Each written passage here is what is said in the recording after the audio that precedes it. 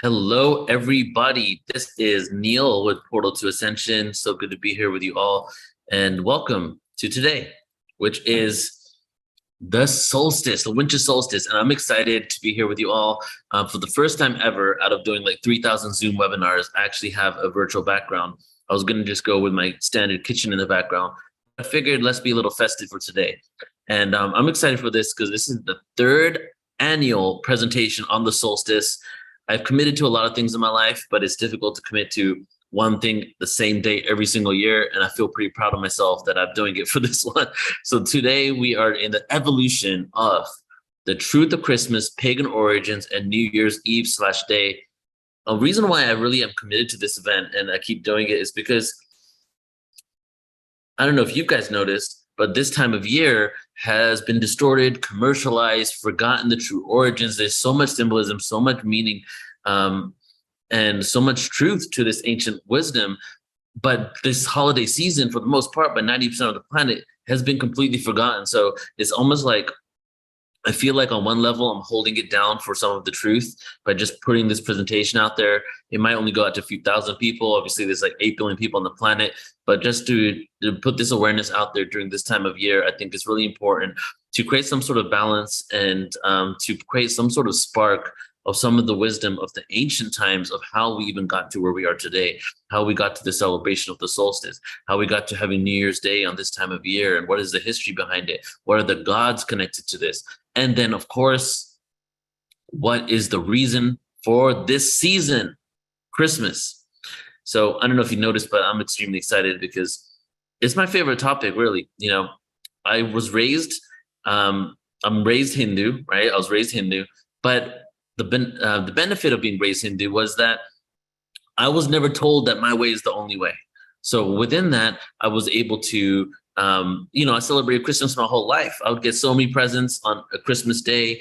I was the eldest son, and out of all the cousins and in the family. So, in the Indian culture, like all of this, the eldest son is leading the way. And so I would have not only many birthdays, but I would have a lot of Christmas presents as well.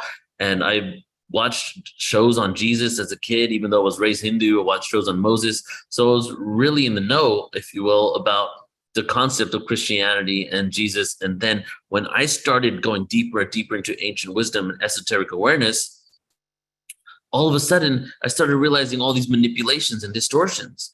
And as I started realizing this, I lost my faith, if you will. I lost my belief in not Christianity, in the day of Christmas or the holiday season here, until I realized what I'm going to show you today. We realized all the information that we're going to be going deep into today, I started thinking to myself, oh my God, now I can have reverence for this time of year that transcends anything that I was brought up with, anything that's commercialized now. So there is energy towards this day. There is a reason why this time of year was distorted. And what we're going to do is try to decipher and dig through some of that to see what the reasons are. But then more than that, not just what the reasons are, what is the truth that we can embody now? So that's my little intro there. So I just want to say hello again to everybody. We're on New Realities YouTube. My name is Neil with Portal to Ascension, portaltoascension.org. We are on Portal to Ascension YouTube as always. And we have a good amount of people here, around 50 people in the Zoom room. So welcome to all you beautiful souls. And let's just get some interaction going, shall we? Let's just say hi. We have some interaction in the Zoom room right now. If you're on YouTube, go ahead and check in. How are you doing? Come, just let us know how you're feeling right now. Say hi to people in here. Where are you from? Where are you from, on or off planet? Because we're going to be talking about the stars as well today. So where are you from? Where are you tuning in from? Well, let's create this grid work because we're all just beacons. We're all beacons. We're not just beacons. We are beacons of frequency of light. And as we understand and embody this awareness that is being shared today and everything on Portal to Ascension, really, we're just sparking that frequency and just emanating it out to the rest of humanity. So let me go ahead and read some of this because this is the Pythagoras presentation that, guys, little disclaimer, I'm doing for free in January, my 4-hour expose on Pythagoras. That'll be on YouTube, and to all my friends and family in the Zoom room that are part of Portal to Ascension, you guys will get to check that out too. But I really do have a lot of fun with this presentation because there's so many different things, as I'm going to go into here, that I'm just like so into when it comes to what we're doing, what the traditions are, and all that. So who do we have in the room here? We have Reverend Jeffrey saying ho ho ho, feeling the spirit of the season. We got Debbie tuning in from South Carolina. We got hugs and blessings from San Francisco, from Jude, Teresa from Victoria, British Columbia. We got Homer, Arkansas, but grew up in the North Pole, Alaska. We got one of the natives of the North Pole in Alaska in the room, guys. So now I know I'm doing something right. And we have Susan from Toronto, Canada. John, Des Moines, hello. We got Belgium in the house, Southern California, Long Island. And you want to hear about Krampus? There's a little bit on Krampus, guy, Margie. And I did make a note to add a full thing on that for next year. So you got to come next year for that, because this is so much. There's so much information here. All right, I'm talking a lot, so I'm just excited. But we're going to get into the presentation like within a minute. Don from California, hello. Okay, we got 14 degrees of over a foot of snow in Orcas Island, Washington. Hello, Nancy. Maine in the house, Houston, Austin, Victoria, British Columbia again, Nevada Desert, Italy representing, Louisville, Kentucky representing, Puerto Vallarta, Mexico. I am in Yucatan Peninsula right now in Playa del Carmen. And we got Australia. Yes, I was wondering if we were going to have Australia represented here, and Ithaca, New York. All right. So are you guys ready? That is the question. Let's go ahead and dive deep into this time of the year. And first of all, happy solstice to all of you beautiful people. And I think we should spend a moment here because, you know, to be completely transparent, I've been having a rough couple of days. Today was really rough. My dad is in a hospital for his third surgery in 1 week on his back because the doctors, the medical system is completely whacked. And I don't even get into it. Just like the way the system has been created, especially when it comes to the medical industry, is just really corrupt. So I'm having some issues, and I've been feeling a little funk today, and up until like 30 minutes ago. And then Joan of Angels, who a lot of you might know, living with me with Alan Steinfeld here, she came to me, and I told her how I was feeling like 30 minutes ago. And then she came, she lit me a candle, she put some copal out for me in this thing here, and she said, remember that this is a sacred presentation. This isn't just information. What we're about to talk about here are some deep ancient wisdom of how we got to where we are. We're going to be tracking back, you know, the pagan world, polytheism, how it became monotheistic, what happened to the calendar, what occurred, these huge things that occurred on the planet in order to create control, manipulation. But again, beyond that, the deep symbolism that is embedded in the art, in the creation, in the mythology that represents who we are, represents the Christ consciousness. So this today is a sacred presentation. So I want to take 30 seconds here with you all, and we're just going to sit in silence before we get into this. Just want you firstly just to observe your breath. You know, I created a little hype, a little energy here, but we're just going to take a few moments now just to just be still where we're at, and to observe the breath. And just take a few inhales and exhales with me.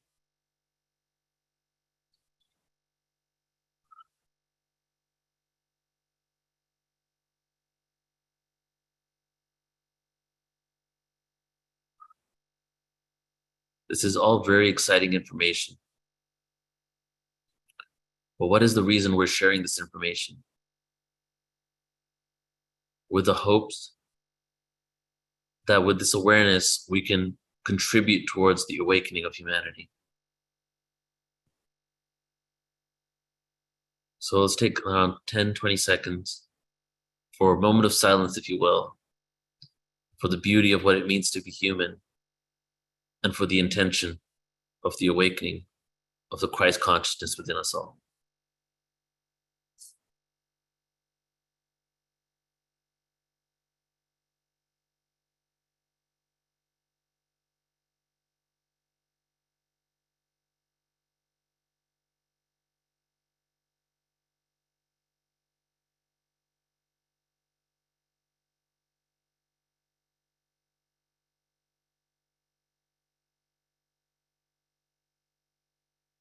I invite you to take one deep breath in through the nose and breathe it out of the heart.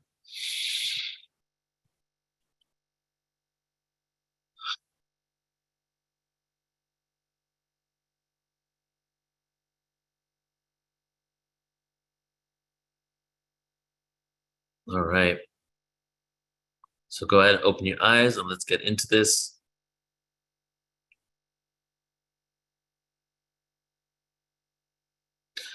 Okay, everybody.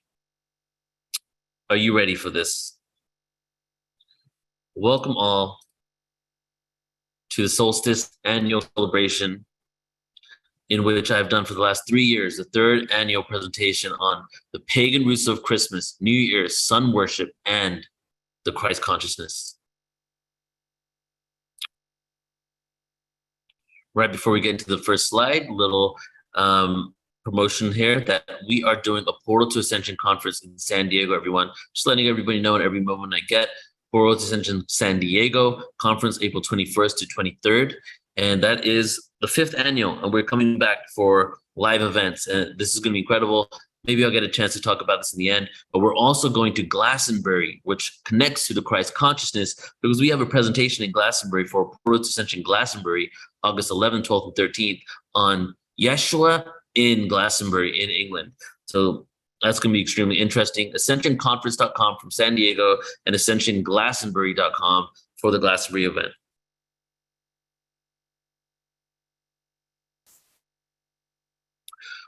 Pagan roots of Christmas, New Year's, sun worship, and the Christ consciousness, and really beyond. We're going to be talking about much more than this, but that is the overarching energy of what we're really going to be focusing on today. So some of the questions that I had that even stemmed this presentation, that even made me want to do this, was how can the most celebrated holiday that is from a monotheistic religion, right? Christianity, monotheism, one God, be connected to paganism with polytheism? And how come that isn't widely spread and we don't even know about it, right? This question really started my process of diving deep into this. But the original process that I really had, that I've shared many times with Portal to Ascension, was I wanted to know what is the root of all religion, right? The root of all religion. Growing up Hindu, I was never told that my way was the only way. So I started diving into different types of religions and realizing that even in the Hindu scriptures, it says that there will be many religions around the world based on the different cultures that exist. So different religions, different belief systems based on the cultures that exist. And so there wasn't just one way for everybody. Different individuals need to be approached with different types of awareness. And I started looking into this and looking into Christianity, trying to go back further and further through the Hebrew canon. And then all of a sudden I went to the Sumerian scriptures, which you're going to talk a little bit about today, the Sumerian scriptures, and how it was the source code, the source material for so many other religions. However, when you go back even further and further and further from Christianity to Judaism to even further back, you find that these religions that are monotheistic actually have a root in religions that had multiple gods, right? So that piqued my curiosity and made me go down all types of rabbit holes in regards to trying to piece together what this really means. So that is one of the questions I have. How can this monotheistic religion be connected to polytheism? Why does Christmas have pagan roots? We're going to look at that today. And the origin of the Christmas tree, presents, ornaments, Santa Claus, New Year celebrations, the traditions. We'll look at the traditions that we do that so many people just take for granted and just do follow these traditions. And it's okay to go ahead and follow these traditions blindly, have fun with it, receive presents. But I feel that doing things in life with intention and with awareness actually allows us to be a conscious creator. So we're going to be looking at what are the roots of all these traditions and how did they get to where we are today. And then, of course, the ultimate reason for the season, which is Christ consciousness, the Christ consciousness. How does that connect to all of this? So we begin on December 21st, which is today, I believe. Yeah, let me double check. Yep, it is today. The winter solstice has been celebrated in antiquity and seen as a significant time of year in many cultures and has been marked by festivals and rituals. It's marked the symbolic death and the rebirth of the sun.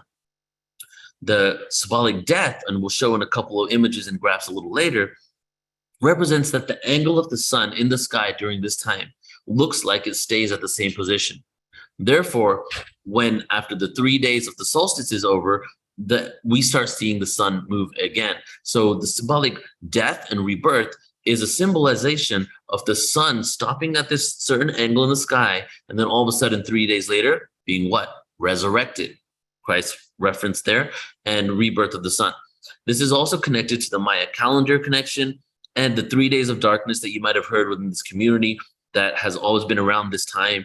Even when 2012, December 21st, 2012 was such a huge thing and everybody was waiting for that, there was even rumors around about prophecies that there will be 3 days of darkness on that day. Well, what that really represented that was kind of misinterpreted, in my personal opinion, is the fact that it's 3 days of the darkest, basically, the longest night. So during this time, 3 days of darkness doesn't represent the full darkness. This is my opinion again. It could actually have multiple reasons and meanings, but represents the 3 days after the solstice of the darkest days of the year, the 3 days of darkness, which, as we're going to get into in a bit here, is the perfect time of year for the ancients to do the shadow work, to go deep within, clear out the cobwebs, if you will, clear out their consciousness, reflect on who they are, and do the shadow work. So the 3 days of darkness is connected to that shadow work. And today, just by the way, guys, is the 10-year anniversary of December 21st, 2012. So happy anniversary to you all. This is the 10-year anniversary of that date. And this connects, right? This whole thing connects. And you're going to see the number 7. So I just threw in that at the bottom there. You're going to see the number 7 spoke of a few times during this presentation. And I want you to keep that in your back of your mind and really take note for when that comes up. Because in the Maya calendar, we also see the number 7 as a very significant number.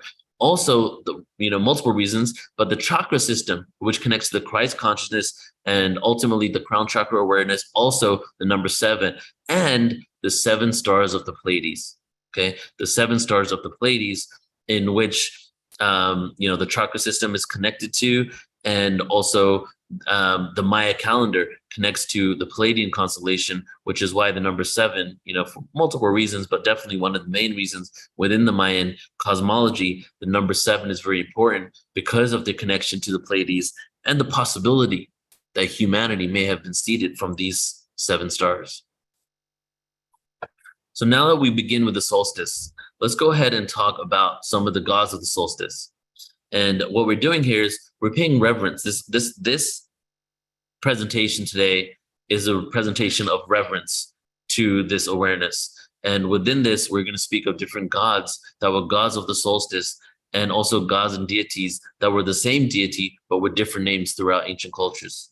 So ancient cultures viewed the solstice as the death and rebirth, right? As I just shared, often symbolized by the death and rebirth of the sun. And the sun in many cultures actually had a corresponding deity, right? We have the sun god Ra, we have Indra, we have multiple gods in different ancient civilizations, given, that is basically a deity. We have Apollo as well. So the symbolizing the death and the rebirth of the sun. This translated to the sun god of the respective culture. And in many tribes and civilizations, the gods were the exact same, but they had different names. And here are some gods of the solstice. And let's start with the first one, Aslielum, which is also a star within the Pleiadian constellation.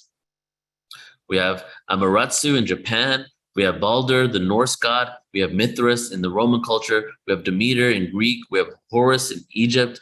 And then we have Krampus, who is the son of hell, the Norse god of the underworld. With the spread of Christianity, Krampus became associated with Christmas, despite efforts by the Catholic Church to ban him. And just a side note here, when we get to the Santa Claus part, Krampus was also one of the names of Santa Claus, right? Which is also connected to the god of Saturn, which eventually became Santa. And then we have the Spider Woman in the Hopi, which was the sun god of the Hopi. So this represented the sun's victory over winter's darkness. The sun is stuck for 3 years, the darkest time of the year. And then 3 days, for 3 days in the sky, the darkest time of the year. And then all of a sudden, 3 days later, it resurrects. The sun is victorious over winter's darkness. So the sun god in as time progressed and polytheistic religions became monotheistic religions and myths became merged with the reality of the existence of actual enlightened beings that possibly walk the earth and avatars, the sun god eventually became the Son of God. And the Son of God here is a reference to, of course, Jesus Christ, Yeshua. And the Son God, connected to the Sun God, connects to the fact that eventually Jesus no longer was known as the Son of God, but then was known as the God, him or herself, the Son of God and the Sun God at the exact same time. The paradox, the Son of God, but also God, the incarnation of the divine deity of the Son. The sun stops at the same angle, begins to move 3 days later. The sun dies and is reborn. So the Son of God dies and resurrected. So this is the direct reference to this time of year and how it references Jesus's life. First of all, this day being the birthday of Jesus, there's no historical evidence for it. Actually, if you look at the historical evidence of, and you can't even say maybe this historical evidence isn't really evidence because they're just stories. They're not actually like, documented text of governments and different historians at the time. They're actually biblical stories. Actually doesn't have Jesus's birthday around this time of year. So we're going to go into why this time of year was actually correlated to Jesus' birthday in a little bit here. But the interesting part here in the distortion is that, of course, we have Easter representing Ishtar, Easter, which is a Babylonian god, that actually represents the resurrection of Christ, that was given that representation as the pagan holidays were hijacked by Christianity.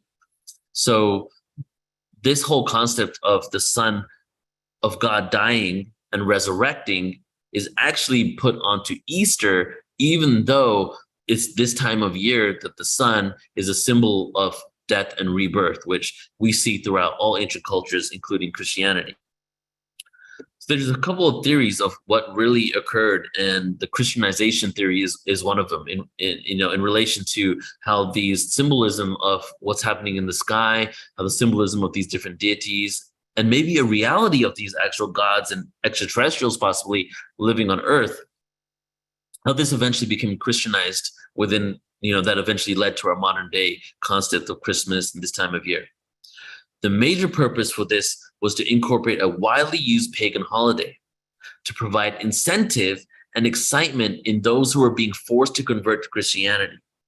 And we see this with Catholicism and early Christianity, and even later, 1500s even, we see a Christianization by adopting the belief systems of the non-Christian folk and imposing Christian beliefs on it and deities on it in order to make it easier for these individuals to convert and accept this as the new religion. So the Catholic Church did not like this holiday, though, in the beginning. And devout Christians actually refused to celebrate it. It was mainly celebrated by recently converted pagans.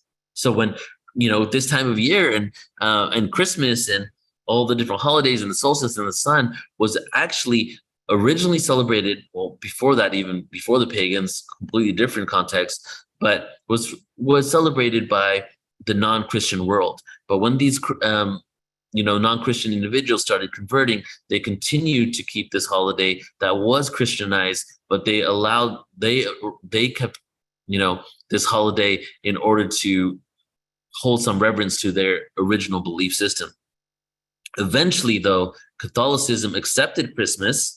However, the Protestants held out for much longer, and they actually hated the holiday. They hated the fact that it was connected to this pagan reality in which they believed was of the devil, if you will.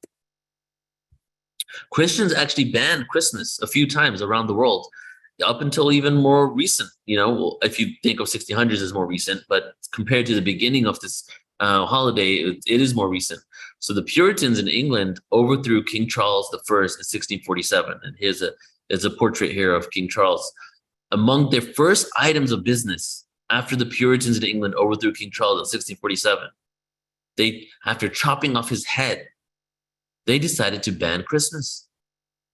Parliament decreed that December 25th should instead be a day of fasting and humiliation, not a celebration, for the Englishmen to account for the sins that was what the day became. Because it was a celebration, a festive day, and we're going to get into some of these festivals soon here. And they didn't like that. So instead, they needed to repent for their sins, especially the sin of celebrating this day for so long that is based on this pagan beliefs that is of Lucifer, of Satan. So instead, they were doing fasting and humiliation on this day. And New England actually banned it at the same time due to the Puritans living there. And here is actually one of the public notices. This is how it looked, right? And this is exactly probably how it looked, but is a rendition of a decayed scroll, right? But you can see here, this is in New England, public notice. The observation of Christmas has been deemed as sacrilege.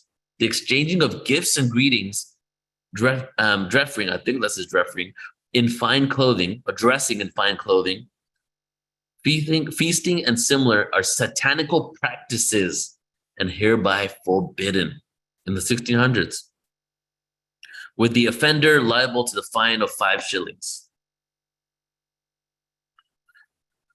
But during this whole time, there was a slow and a deliberate intention of the elite within Christian kingdom to hijack Christmas. And again, it was in order to create some sort of holiday, some sort of way in order to more easily funnel these newly converted individuals into the tradition, right? What are the 2 largest holidays within Christianity? Christmas and Easter. Christmas, completely a pagan holiday. Easter is Ishtar. Easter is Ishtar. Ishtar is a pagan god, right? Pagan traditions and stories created the foundation of Christmas as we know it. Stories from all over the pagan world began being incorporated into this holy day. And here's an example. We're going to get into some stories now. The origins of the mistletoe story. Okay, this is why.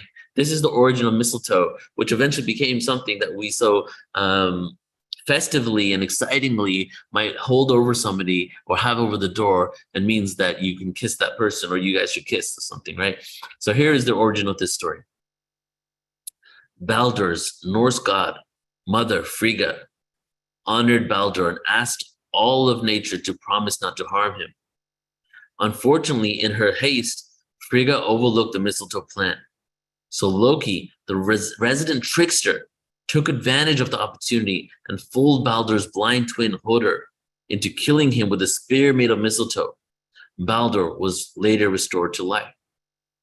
So that was the first story that was incorporated, one of the many stories in the beginning that was incorporated into the Christian world that eventually became the use of mistletoe.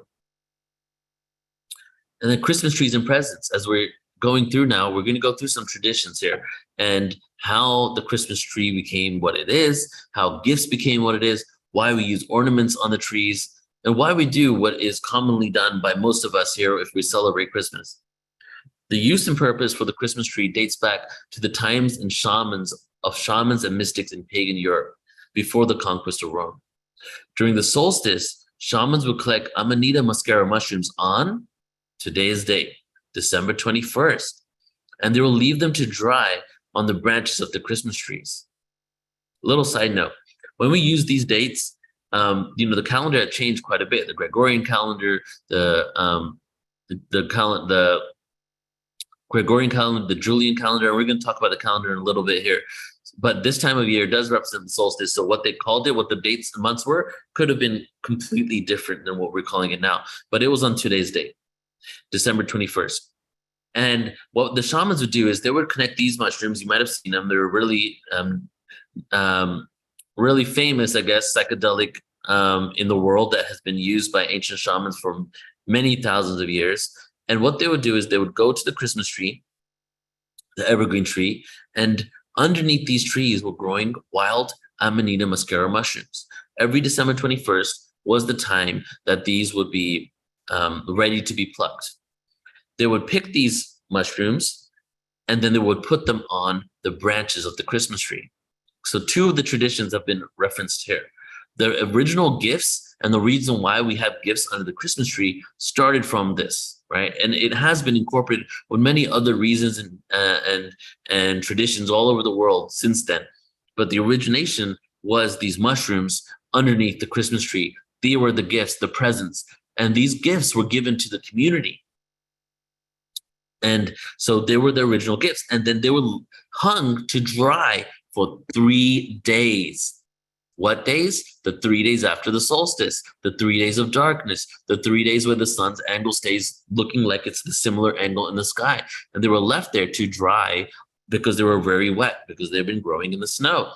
And as they were drying, this story eventually became the ornaments that we know, right? The ornaments and the trees. If you look, at ancient pictures of Christmas trees, or not ancient, but the last 100 years, 200 years ago, or even earlier 19th century, you see a lot of ornaments that are actually this exact same mushroom. This is the Christmas mushroom, right? There's a reason for it. So the original ornaments were actually not only mushrooms, but then when we actually started utilizing ornaments to adorn our Christmas trees, mushrooms were the ones that these same ornaments made out of glass and things like that were actually utilized as our original decorations for the trees. And it was because they were hung to dry there. So we now have the presents and we have the ornaments. So these mushrooms, and here you can see an image of a tree in the middle here with this mushroom as the ornaments. So these mushrooms were very toxic, but they became less lethal when they were dried out. Conveniently, they grow most commonly under pine trees because their spores travel exclusively on pine trees. Side note again, pine trees, pine cone, third eye, pineal gland, all symbolism there, all representing the pine tree, the pine cone representing the third eye, and representing the pineal gland. So these mushrooms spores would be carried on the pine seeds. So the shaman will often hang them on lower branches of the pine, so they were growing under, to dry out before taking them back to the village and give them as gifts. And here is a couple images I'm going to show here, because this connects to the Christmas tree, connects to the tree of life, the roots within the earth, and the branches of the tree, and the ultimate star, right? As you can see right here, on top of the tree, or the angel on top of the tree, or the fairy on top of the tree, represents the crown chakra, the full enlightenment. So the Christmas tree is a symbolism of not only the ingestion of the psychedelics that spikes on the pine cone that represents the pineal gland, opens up the third eye through ingesting the mushrooms, opening up the pineal gland, eventually going all the way up the crown, up the chakra system, from the roots of the tree of life, all the way to the star, creating full enlightenment. So not only does this tree have this amazing symbolism here, but we also have the mushroom, which is known as the Christ consciousness psychedelic. So when you're eating the mushroom, you're in essence eating this consciousness of the planet. And then when you get the psychedelic awareness, it's going through putting a huge amount of DMT is flooding into your system here, flooding into your brain, eventually creating this awakening experience. So the Christmas tree is actually a connection to the chakra system, and the root, the trunk of the Christmas tree is a representation of a spinal column, and the fluid going up the spinal column and creating that alignment. And we're going to get into that when we get into the section on Santa Claus, and how Santa Claus is also connected to the spinal fluid within our chakras, within us, in our spine, coming from our brain. That is the fluid of the Kundalini that awakens the chakra system to achieve a level of Christ consciousness and awareness. So these shamans were taking these things and giving them out to the community during the time of year that represented the inward reflection, winter, the inward reflection, the dark night of the soul, the shadow work, 3 days of deep shadow work, all connected to this substance, this psychedelic, and the tree symbolism as well. You can see here's another representation of that. The tree, of course, at the bottom of the tree, what do you have? The roots, the root chakra.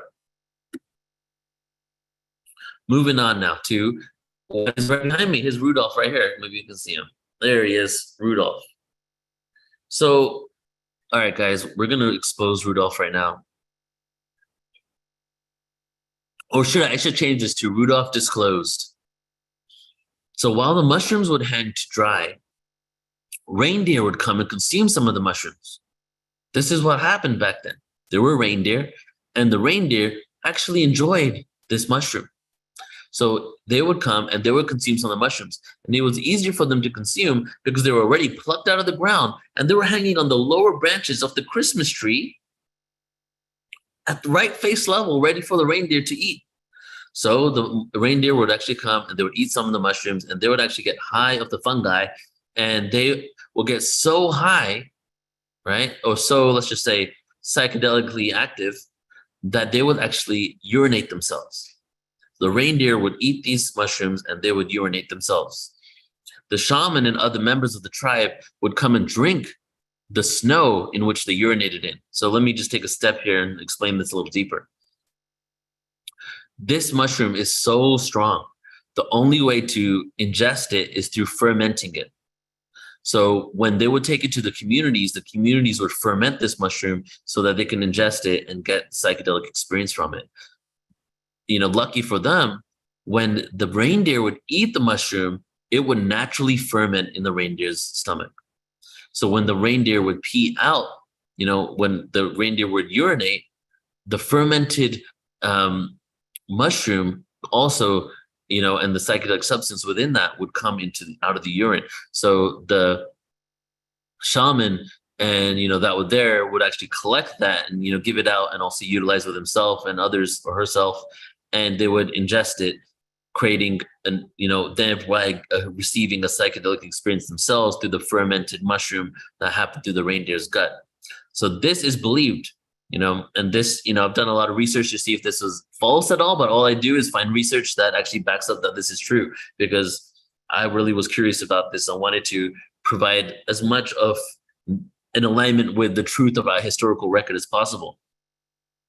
So this is believed to be the origin of the phrase getting pissed, right? Getting pissed, obviously that's now in English.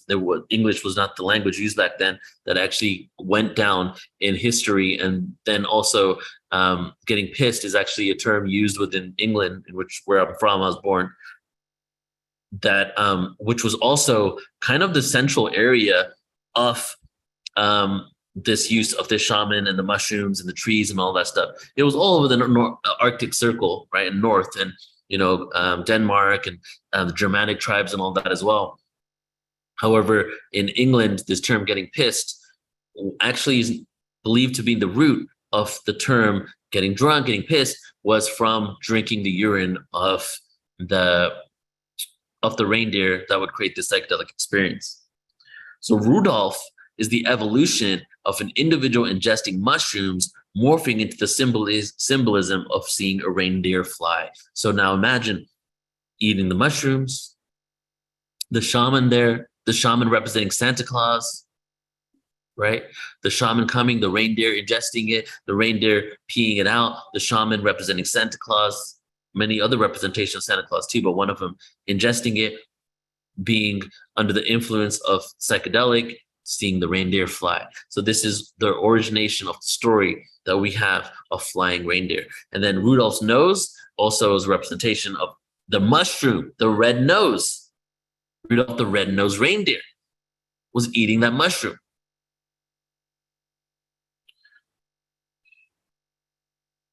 So let's get deeper into Santa Claus, shall we?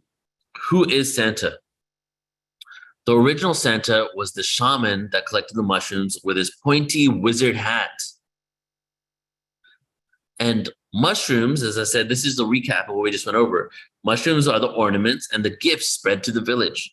And the reindeers were the way of transport. So all this symbolism and mythology came together. The reindeers were then utilized, and through the sleigh, through the snow, Santa the shaman would go from community to community, handing out the mushrooms, so that this time of year, this 3 days of darkness, this 3 days of shadow work, could be the time that people go in and do the inner work, have the inward reflection when they're in hibernation in their home, so cold outside, and the reindeers were the way of transportation.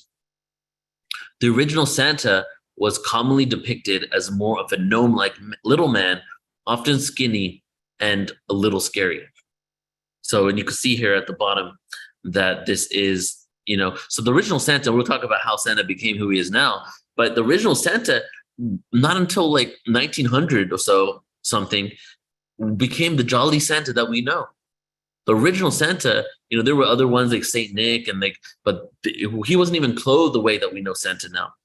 But the original Santa was kind of scary, kind of gnome-like, would be sneaking around, this little elf going from community to community with a bag of mushrooms. And the sack of Santa Claus is what? The bag of mushrooms that this elfish kind of gnome-like shaman wizard would take to the community to distribute the psychedelics. And I just got to throw in the Smurfs here, because the Smurfs is a complete representation of everything I just spoke about. The Smurfs show, not done unintentionally, 100% intentionally done a show based on the mushrooms. Look at these little individuals here. These are the little shaman-like gnome beings living in mushroom hearts that are the same exact design as the Amanita muscaria mushroom. So the show, the Smurf show, is kind of like, I truly don't know what the person was thinking, but it definitely was hidden in plain sight, right in your face. We're talking about psychedelics here. We're talking about some deep ancient wisdom, and we're going to put it in a kid's show and let you all see it. If you go to Disneyland, you'll see this mushroom everywhere. This is the Disneyland mushroom. You'll see this mushroom, and what will you see next to it all over Disneyland? Right? I went to Disneyland around 10 years ago, and I specifically went for one reason, to take pictures of all the symbolism within Disneyland, right? I didn't go to ride the rides, even though I did.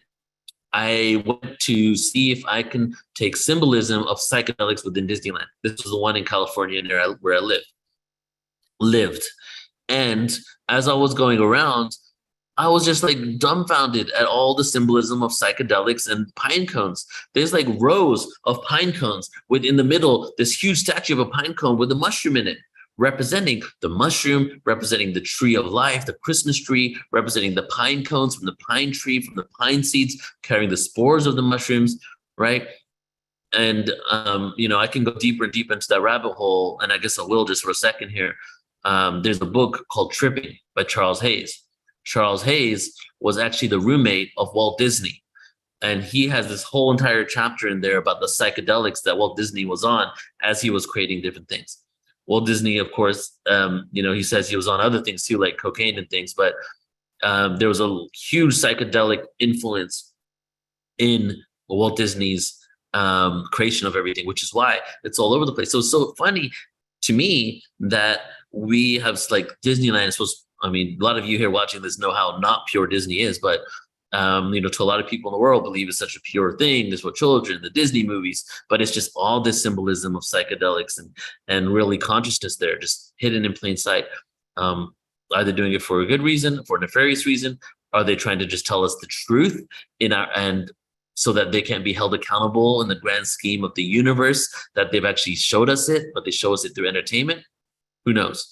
But I'm digressing within digressing here. So we have this Smurfs, going back to the Smurfs, psychedelic mushroom, and these gnome-like beings. So as we're going to go back deeper into Santa Claus in a minute, but I just want to take a moment to talk about elemental beings, because I'm talking about gnomes, and this kind of looks like an elemental kingdom, doesn't it?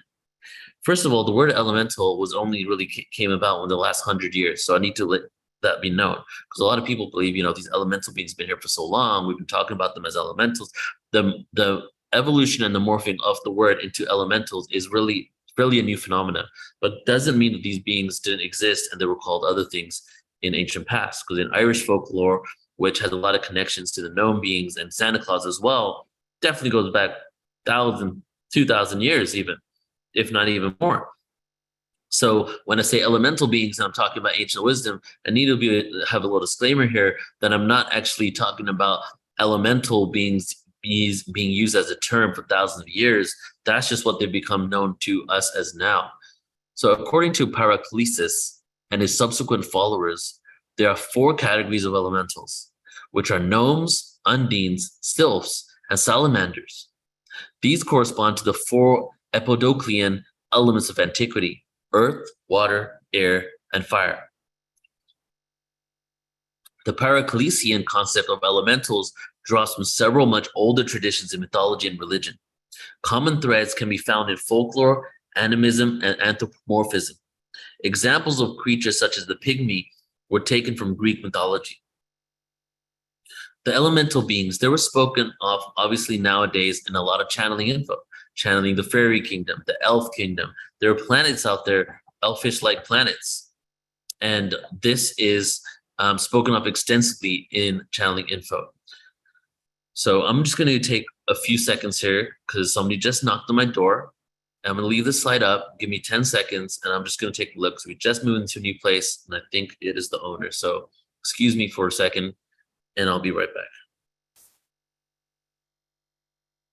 And go ahead. Actually, let's do this. Go ahead and leave your comments and chat. I'm going to read the chat and comments in a moment.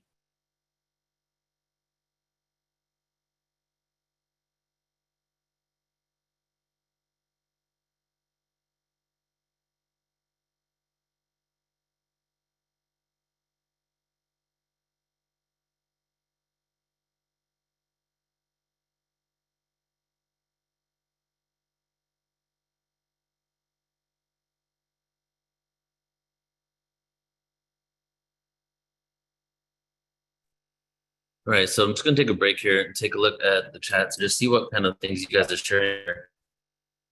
All right.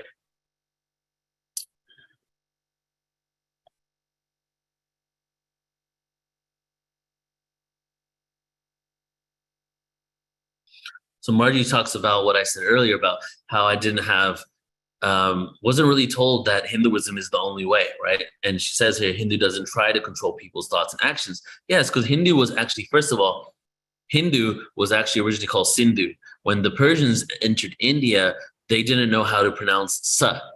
So they actually changed it to Hindu. So it was originally Sindhu, became Hindu.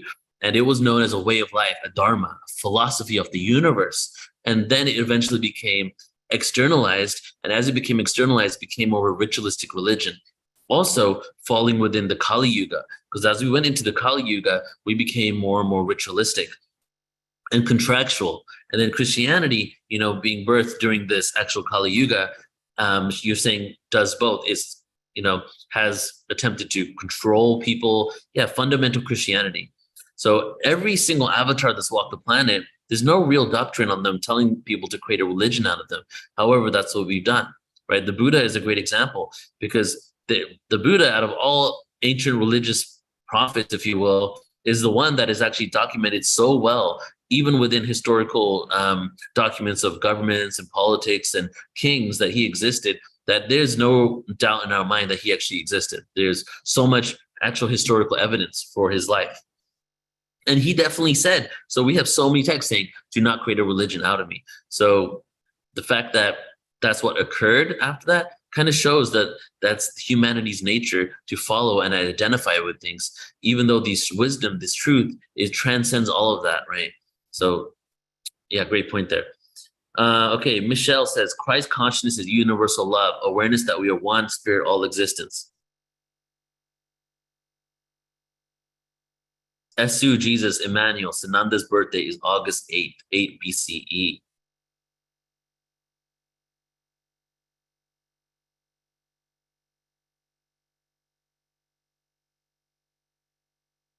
All right, let's get back into this, shall we? Okay, so we are now, again, we are on the elemental beings portion here. So yeah, just to recap what I just said about the fact that this term was actually a more recent term, and now in the last 100 years or so, we've been seeing it come up in a lot of channeling information as well, for people saying they're channeling the elemental kingdom. Beings that are tapped into the consciousness and live in harmony with the earth, right? Fairies, pixies. It is said that there was a time that they existed with humans on earth, and they shifted into another dimension. Or a dimension in between dimensions, or even inner earth, or escaped from human violence and prejudice. So many movies, Lord of the Rings, Harry Potter, and so much more, show images of elementals, gnomes, these other types of beings. And when are most of these times set, right? Lord of the medieval times kind of thing. So the theory is, or the belief within a lot of people, or even a knowing from some, is that there was a time that we lived in harmony with other types of sentient beings, right? Whether they were elves or whatever they were. And over time, as humanity began devolving, these beings did not, or they chose not to. And when they chose not to do that, they entered other realms in which their frequency was at a different vibration than us. And then we eventually could not see them. this sound familiar to anyone? Because this really is in alignment with the splitting of the worlds, right? The whole concept that there's a harmonic vibration of Earth, a disharmonic vibration of Earth, and some go into this one, some go into the other. And this is what supposedly happened with the elemental kingdom, is that there was a splitting of the worlds. So if you look at, for example, Lord of the Rings, there's a whole elfish kingdom in which you go through this, through Middle Earth, you go over this ocean, and through this ocean you go into this portal, which is like a phase out of dimension in which you enter the elfish kingdom. They talk about the stories of the time when the humanity and the elves used to live together, right? So it's kind of this concept that there's this reality that they entered into. And here's just an image here of, oops, do I have it? No, okay. So it is, so elementals of mushrooms. So how does this connect to the psychedelic connection to mushrooms? It is said and experienced by many that ingest psychedelic mushrooms, that they are connecting to the consciousness of the planet. Elemental beings are sentient creatures that are from Earth that we may have once coexisted with. Your environment can seem like it's so when you ingest mushrooms, for those who have, your environment can seem like it's alive and even breathing. So some testimonies say that everything looks like it's alive, everything is breathing, even the ground, the chairs, the trees, everything is breathing. So this is when you see how alive our planet is. This is where the crossover between the shaman, the gnome occurred.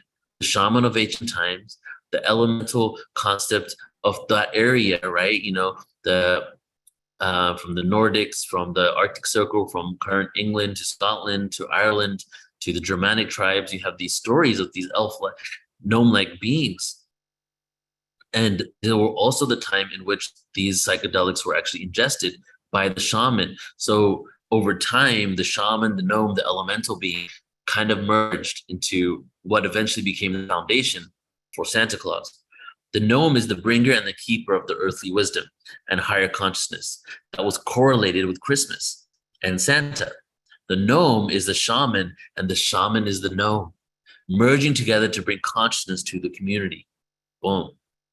Smurfs. The gnome is the shaman, and the shaman is the gnome, merging together to bring these mushrooms and awaken consciousness to the community. Lord of the Rings reference here. All right, so now that we went on that little side note, let's go back to Santa. The roots of Santa's bag of gifts, sleigh, reindeer, midnight flight, distinctive chimney-based means of entry into the home, and even the way we decorate our houses at Christmas lead to the ancestral traditions of a number of indigenous Arctic Circle dwellers. The Kamkaldales and the Horyaks of Siberia specifically had a lot of these traditions there. Throughout that whole area in the north as well, but there's a lot of these actually come specifically from them, and then through their migration was taken to other parts of the planet. This Santa is also connected to the god and planet Saturn, Santa, also the Roman god Saturnalia.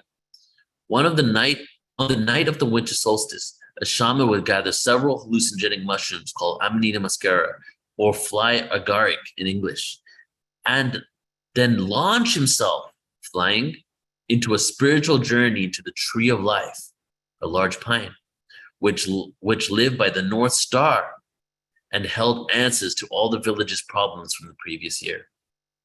There's another testimony from people that ingest mushrooms shamanically or spiritually, is that all the answers come to you. Even Santa's outfit is designed like an Amanita muscaria mushroom.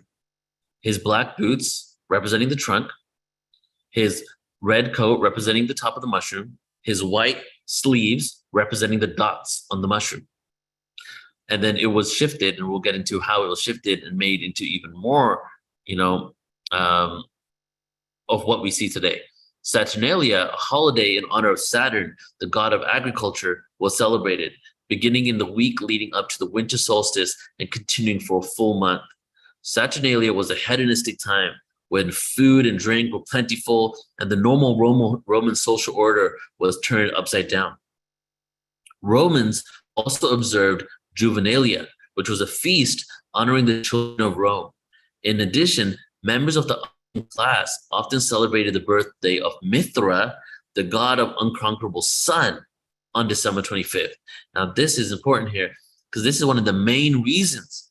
Right? We're in the new Rome, like Rome was the foundation for what's happening now.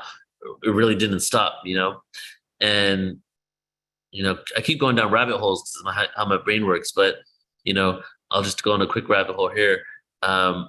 Rome, celebrating these days, the god Mithra, December 25th, Mithra being the unconquerable sun, the son of God, the sun. And then we have the Vatican Church that will actually continue to be actually the Roman pagan rituals in which they were under the guise of Christianity and they weren't actually Christian, that they were following these Roman traditions still.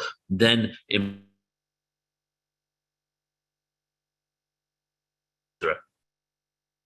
so it was believed that Mithra, an infant god, was born off a rock. For some Romans, Mithra's birthday was the most sacred day of the year. So with all that being said, I haven't even scratched the surface of the symbolism behind Santa Claus, right? So this is just another, like what I just said there is like 5 to 10% of Santa Claus symbolism. This right here is another 10% of Santa Claus symbolism. And there's still another 80% uncovered because of all the stories of what it represents and how it merged into what we currently know. So this is from, a mainstream science research website in which they were researching something called the claustrum. And the claustrum is a thin, irregular sheet-like neuronal structure hidden beneath the inner surface of the neocortex in the general region of the insula. Its function is enigmatic. Its anatomy is quite remarkable in that it receives input from almost all regions of cortex and projects back to almost all regions of cortex. We here briefly summarize what is known about the claustrum, speculate on its possible relation to the processes that give rise to integrated conscious percepts, propose mechanisms that enable information to travel widely within the claustrum, and discuss experiments to address these questions. That's basically the abstract of the research study here. And there's a lot of jargon there, so we'll break it down in a moment. But basically, it's this fluid-like substance that goes up and down the new regions of the cortex. And then it is also assists with the process of integrated conscious percepts, our thought process and different types of mechanisms and occurrences within our brains, but also our spinal column. The claustrum is a fluid-like substance formed in the brain. It is the precursor for our spinal fluid that travels down the chakra system / the spine. This is also known, the claustrum in ancient Greece, they knew about this existence and they called it Christos. Christos in ancient Greece was also personified as an individual that has the same exact origin story as Jesus Christ.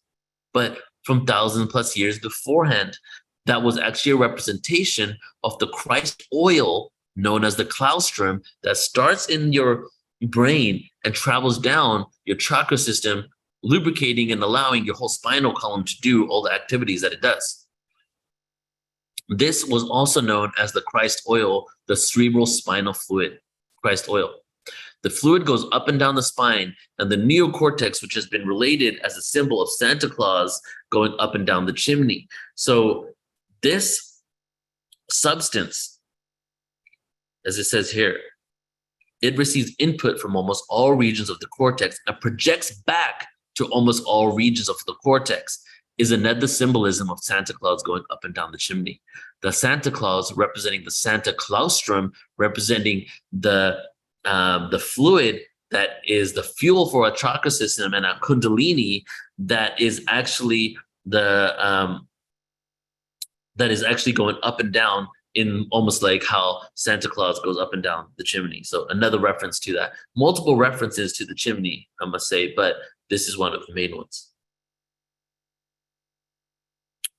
So as I said here, symbolism everywhere. I'm huge into symbolism.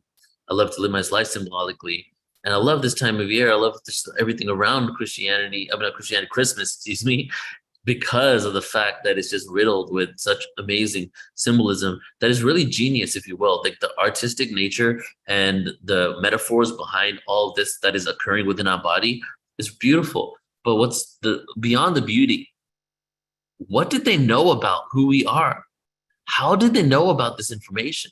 How did they know about the claustrum, the fluid? How did they know about the pineal gland and the chakra system? And how did they incorporate the Christmas tree and the symbolism of all of that to represent this awakening, ingesting this to the crown chakra and the star on top of the tree?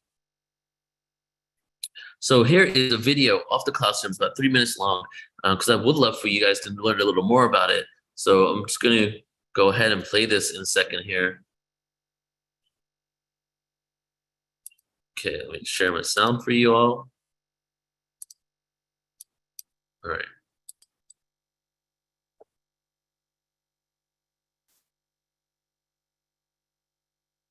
Claustrum, Santa Claus. Neurons inside the claustrum branch out and extend around the entire circumference of the brain, much like a crown of thorns. A group of researchers from George Washington University found that the claustrum can act like an on-off switch for consciousness. In Latin, the claustrum is known as claustrum hematolicurosum. Claustrum means barrier, hema means blood, and liquor means spirit.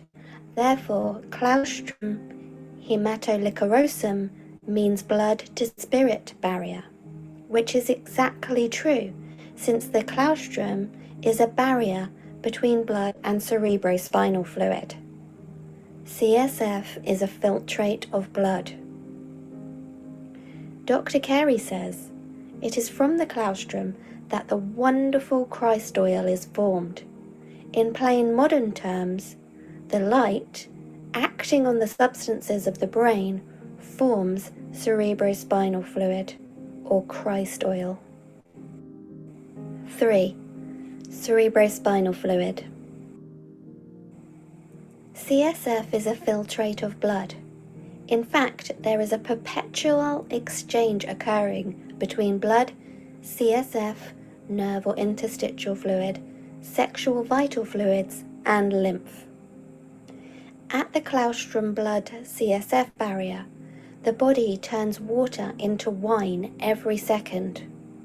Water symbolizes blood, and wine symbolizes CSF, spiritualized substance. CSF has a significant charge.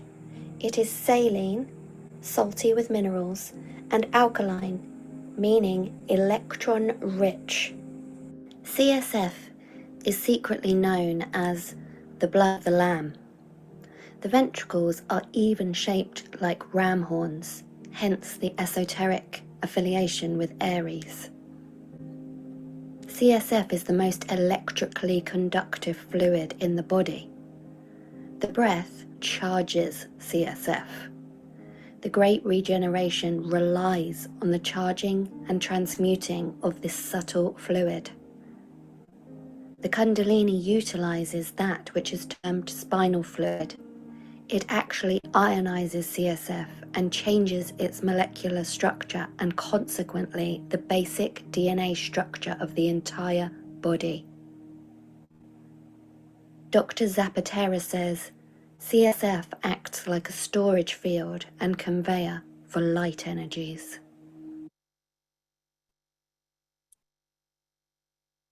Before we continue here, I just want to make a point on some of the things that we've been sharing.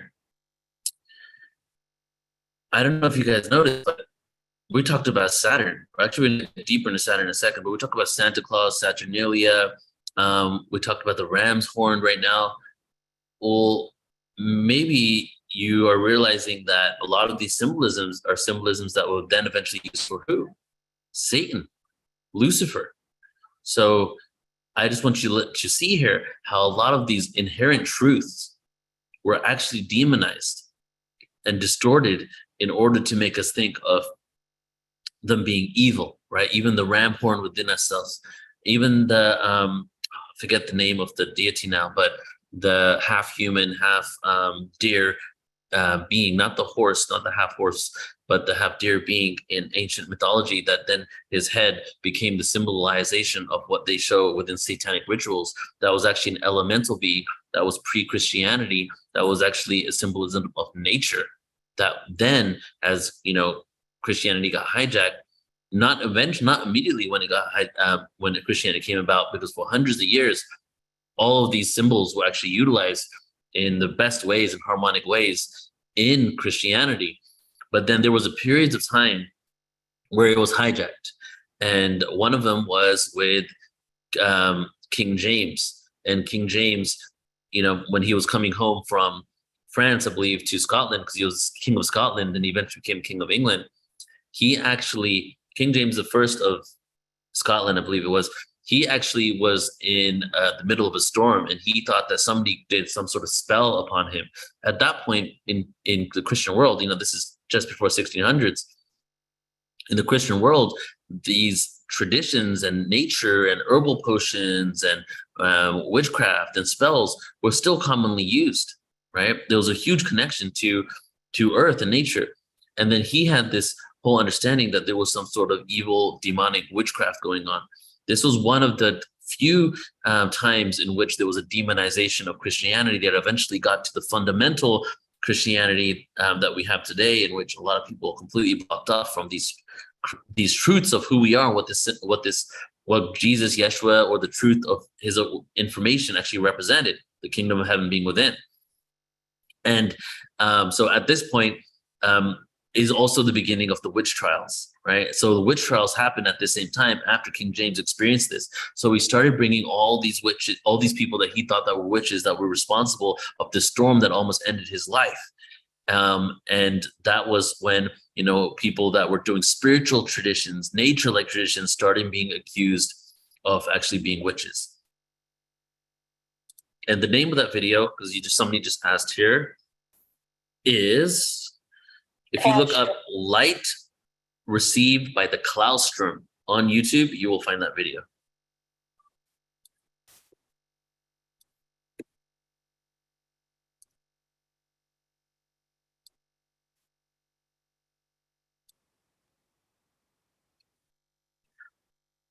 So continuing with Saturn and Saturnalia. Saturnalia was a festival, holiday, vacation, good time to celebrate in ancient Rome from December 17th to December 23rd, ending just 2 days before the birthday of Mithra. When the god Saturn ruled Italy, this is the ancient story of it, right? First of all, this is an ancient story.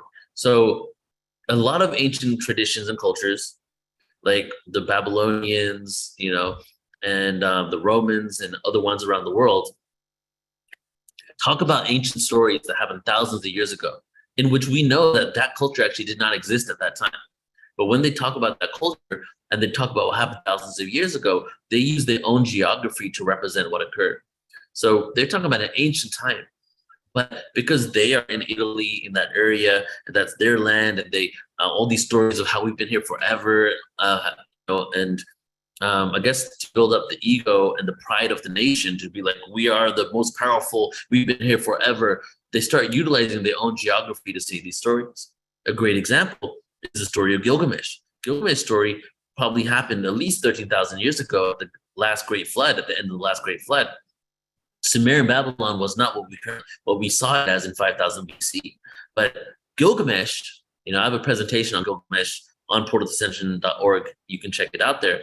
And Gilgamesh, his whole story is in the Sumerian scriptures, with the cities within Sumer that were only around 1,000 years old at the time that this story was actually circulated, but his story was much more ancient. So coming back to this, they're talking about Saturnalia. They're talking about time in Italy. This was a story probably happened maybe even in Atlantis. A lot of these stories I feel happened when there was a great civilization on the planet that had immense technology, huge spiritual awareness, and they're talking about those times. So when the god Saturn ruled Italy, there was a complete equality and there was no slavery, right? And this is from a country that was a place, an empire, that slavery was the cornerstone of their empire, right? So they would remember the days that did not need the slavery. So for this time, the elite would do hedonistic things, and then they would let go of that. And then they would be like, let's have so much fun. What happens when you have everything you need? Well, I guess you end up saying, let's have a time of year where the slaves become our masters and let's act like the slaves for fun. So that's what happened. They would allow the slaves to become the masters, treat them like slaves for fun. And that was one of the, it didn't happen the whole time Saturnalia was celebrated, but during the peak of the Roman Empire, that was actually one of the practices. It would provide the slaves with a day to blow off steam. And this is hugely important. Really used to reinforce slavery rather than focus on the equality that the day should represent. Really used to reinforce slavery rather than focus on the equality that they should represent. What does this remind you of? Every holiday that we're given, right? A lot of these holidays are given and given at certain times of year in order for humans and us to blow off steam so that we can get back into the workforce and become, I don't believe we're fully slaves, but if you look at it from the concept of this matrix, and that we're all in it, feeding this fake system, working at jobs that people don't like, working at jobs you might like, but are feeding a system that doesn't benefit yourself or even the earth.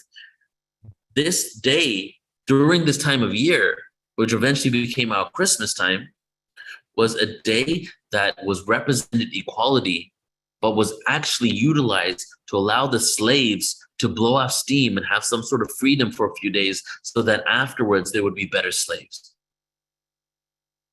Here's a picture right here of like a Saturnalia party.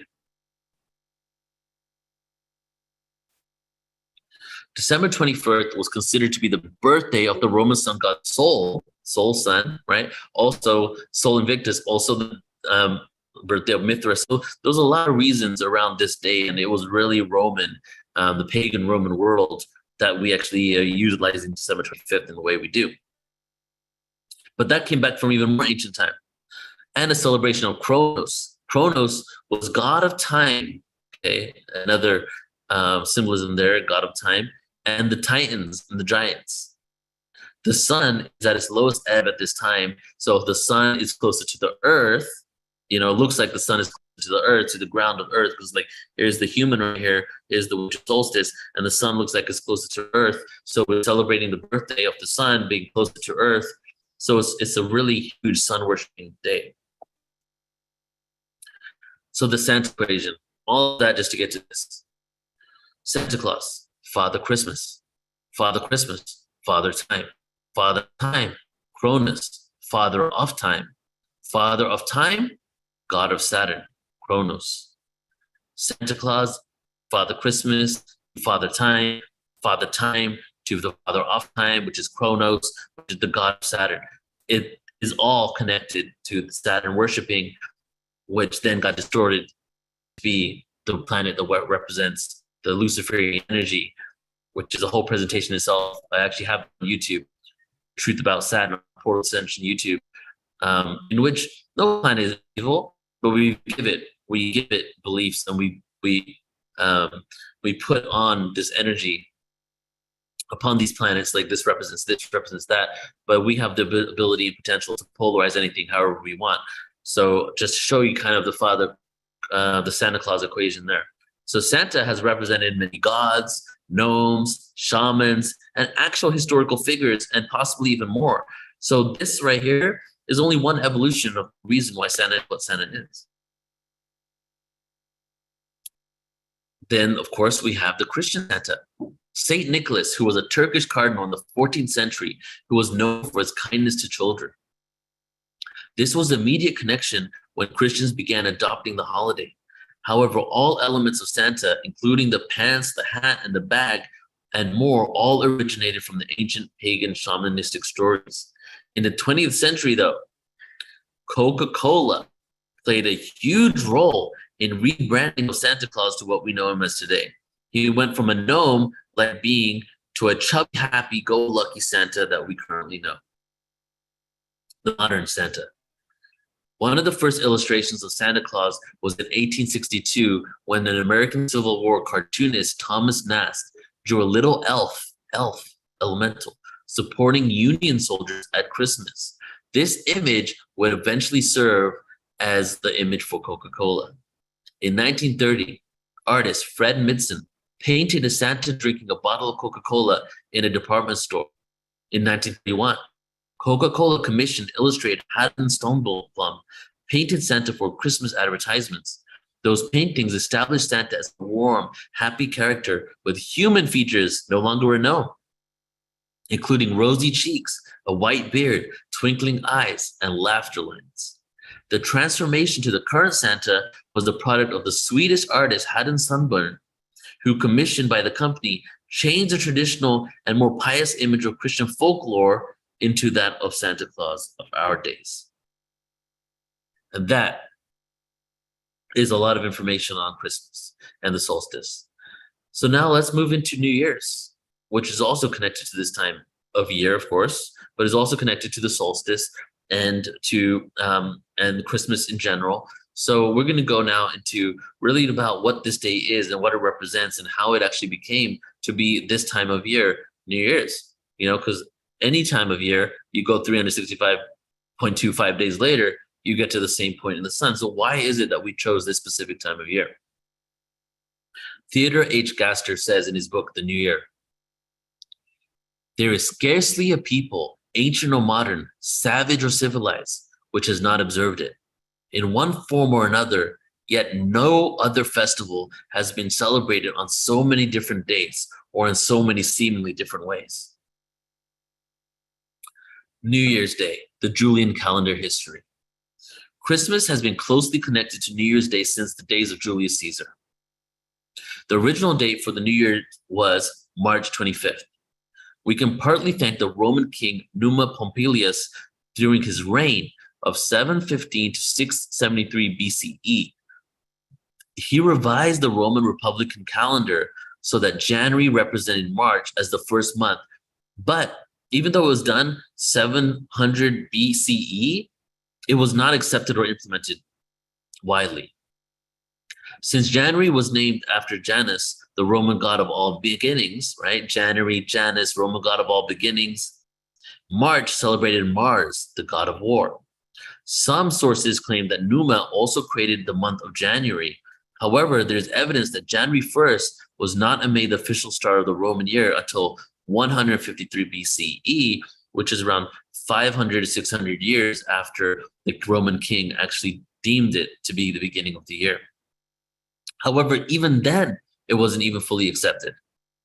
In 46 BCE, right, another 110 years after that, Julius Caesar introduced more changes into the calendar.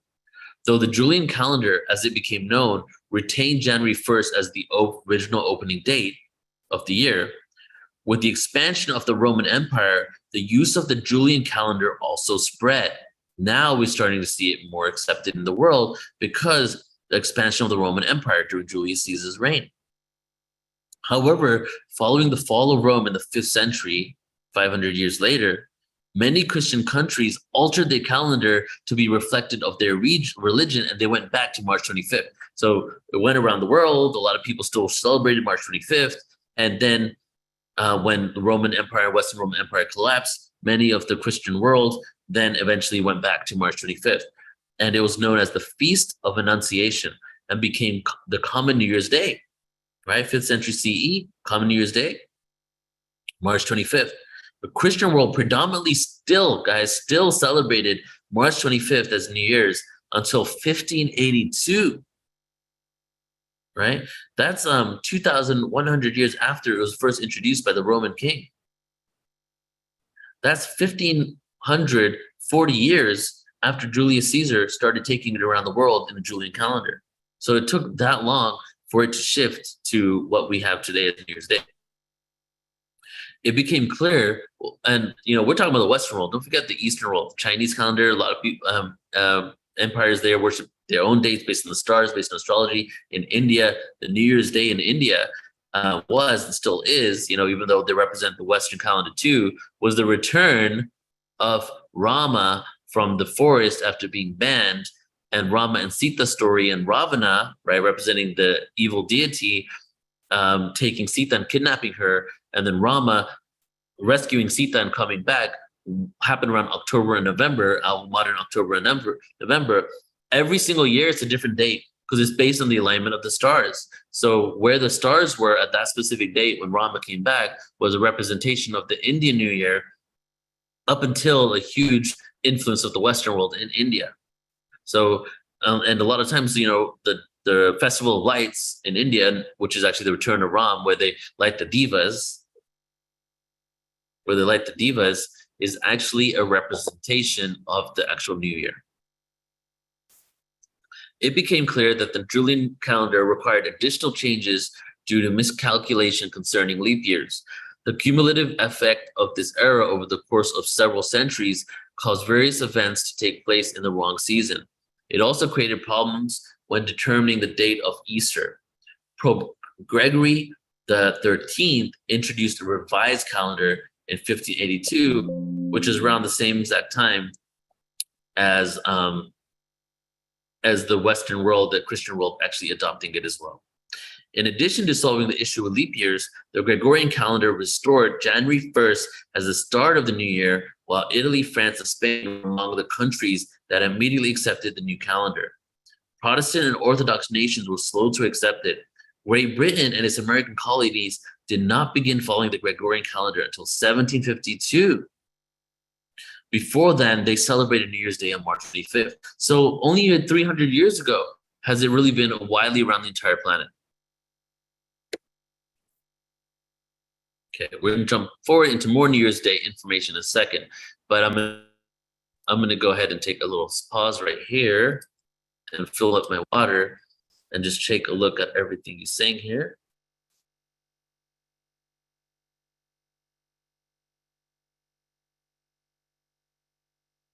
All right, everybody. So I'm just going to grab some water and just take a few seconds here.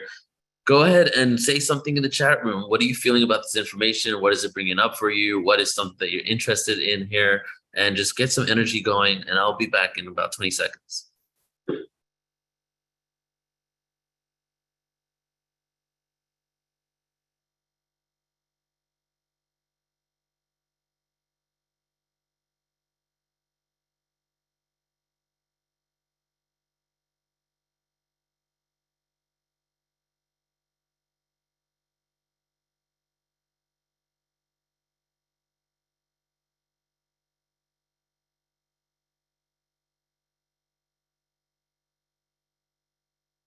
All right. Denise says, sounds like a Christmas party and bonuses to get employees to work harder and enjoy their jobs. Yep.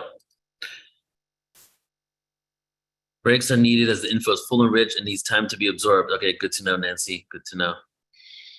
All right, so speaking about taking time to absorb, let's just take a moment here and just breathe together.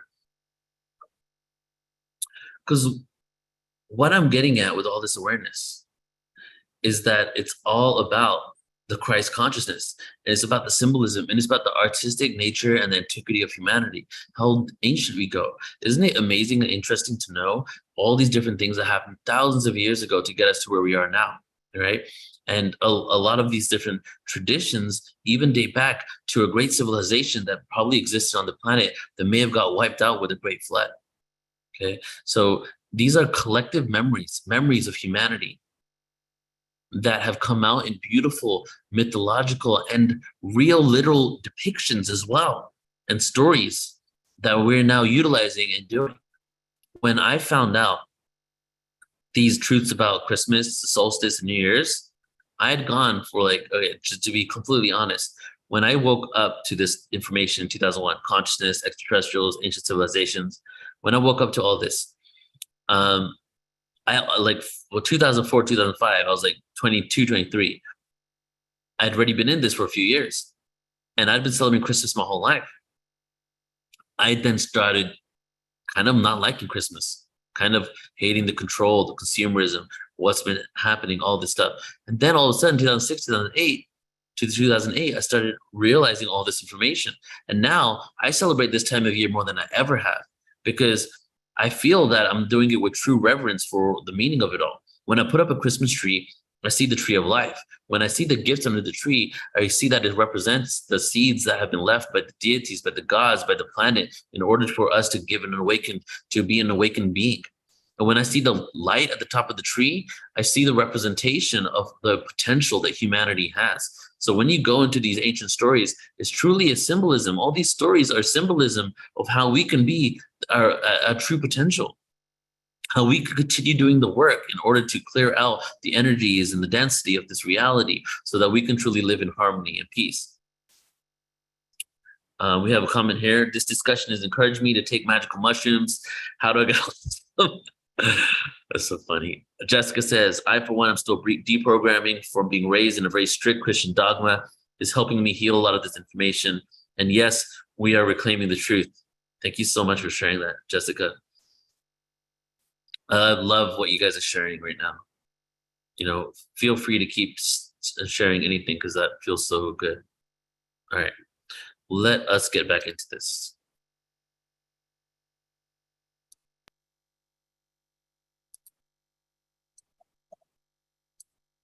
So back to New Year's Day.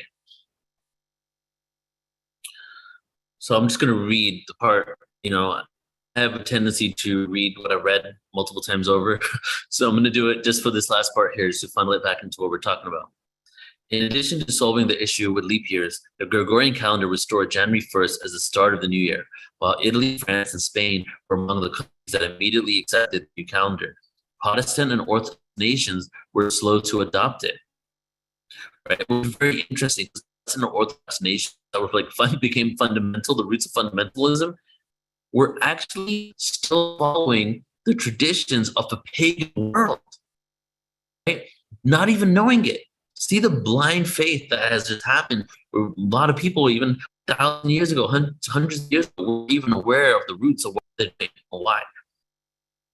Great Britain and its American colonies did not begin following the Gregorian calendar until 1752. Before that, New Year's Day, March 25th. The new celebration in Mesopotamia, right, going back further, circa 2000 CE, around the time of the vernal equinox, which occurred around March 25th, there were barely 10 months at that time. The calendar at the time was based on seasons, and the planting season began in March. Why was March the beginning of the new year? The planting season, the blossoming, the harvest, you know, the harvest comes later. I mean, the beginning before the harvest. So it was the new year. Everything is alive again, right? The winter season, you're in hibernation. The dark night of the soul, you're in the shadow world. A lot of places in the world where a lot of stories come from, it was extremely cold. Didn't have the heaters back. So March was the time of year for that. So even if it came from this ancient, you know, pagan world, I feel the word pagan is really limiting. Needs if you have another word for that, let me know, because I'm trying to reverence. And pagan has been hijacked so many times and made a thing be Luciferian and all that stuff. Then it just became known that that's the best time of year because it's the time where you plant and things basically grow. This eventually shifted to December and celebrated with a 12-day festival. So in ancient Mesopotamia, it also shifted to December. And they celebrated with a 12-day festival calling the Zamuk, which literally means beginning of the year. It celebrates, this festival celebrates the triumph of Marduk, the patron deity of Babylon, over the forces of chaos, symbolizing in later times by Tiamat. Here we go again, another metaphor, another symbolism for the sun conquering the wind's darkness, the sun, the light conquering the darkness, light conquering the darkness. That's what this represents. In the triumph of Marduk, the pagan deity of Babylon, over the forces of chaos, chaos representing the darkness, Marduk representing the light. Boom. Celebrates the triumph of Marduk, said this. This is a Babylonian script tablet here of Marduk. Notice the snakes, which is also a whole presentation in itself.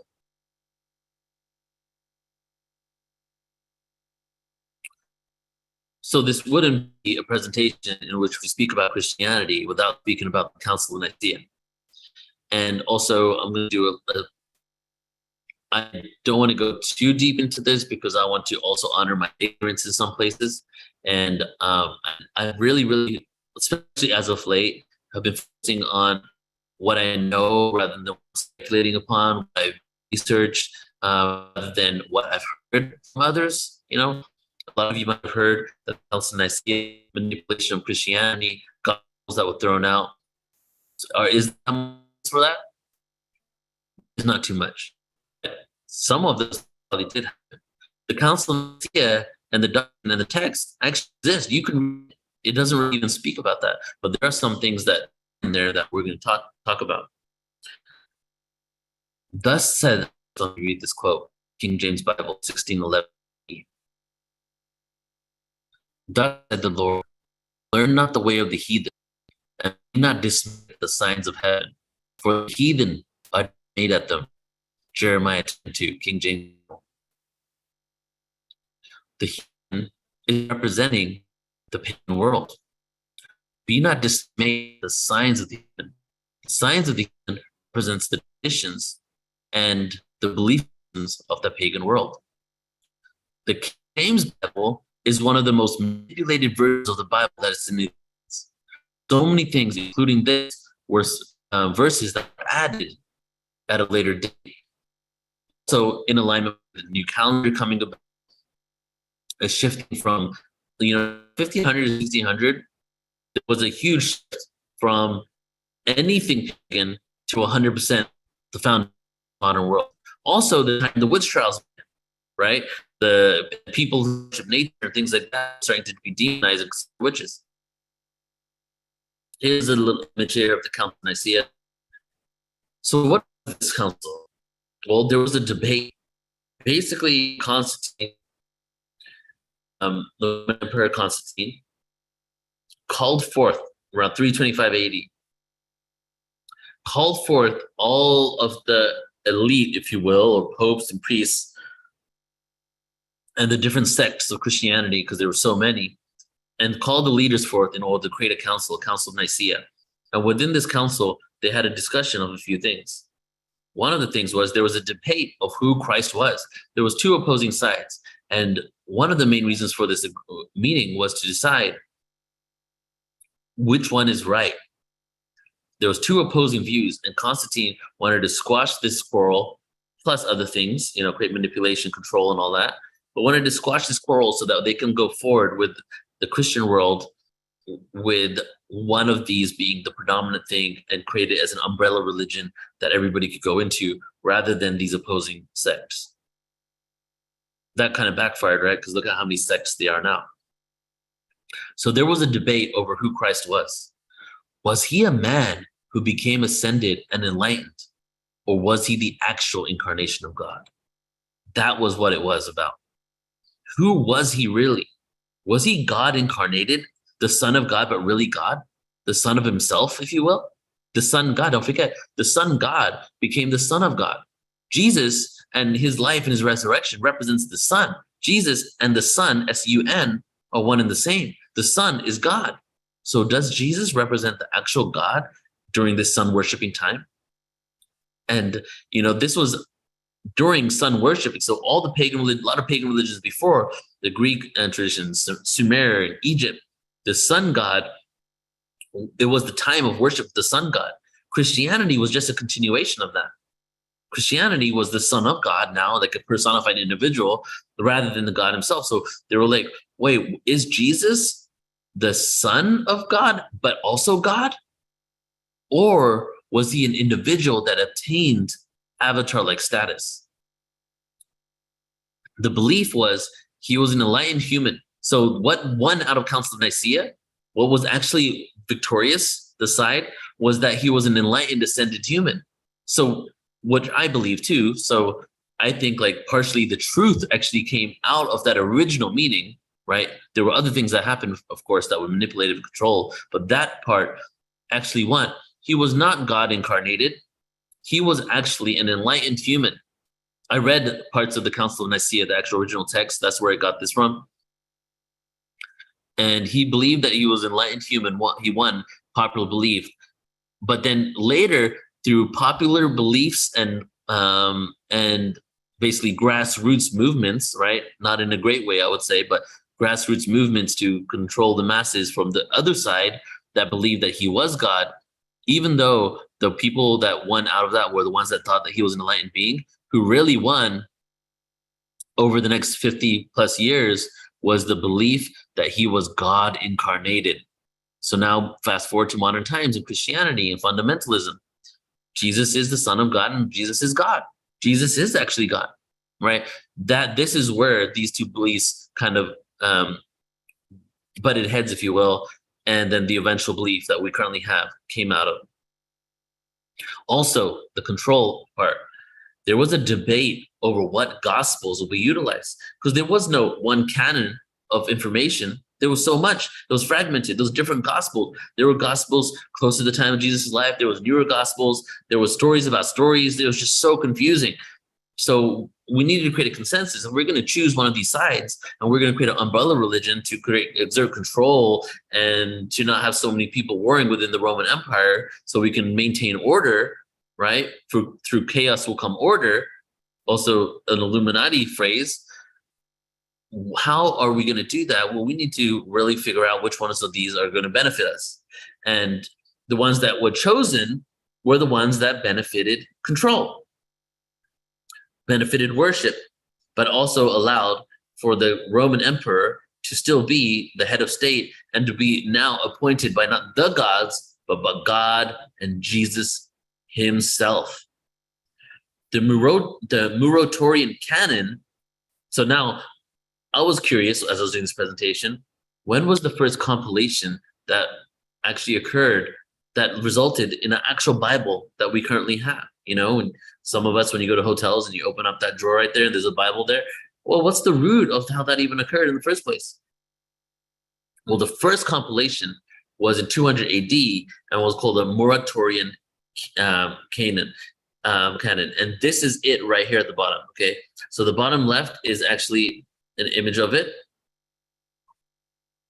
It is the earliest compilation of canonical texts resembling the New Testament. But it was not until the 5th century, around 150 years after Constantine and this whole thing occurred, that all the different Christian churches came to a basic agreement on a biblical canon.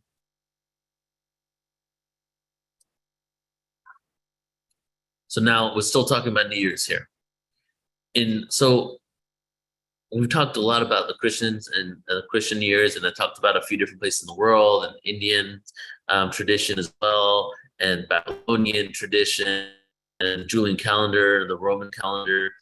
And now we're going to talk about a few other places in the world that and what their New Year's celebrations were like. So 4,000 years ago, 2000, also when the first new moon in March, the Babylonian one that I spoke about a little earlier, the Babylonian Akutu. Following the first new moon in March, the Babylonians of Mesopotamia honored the rebirth of the natural world, worship of nature, with this festival.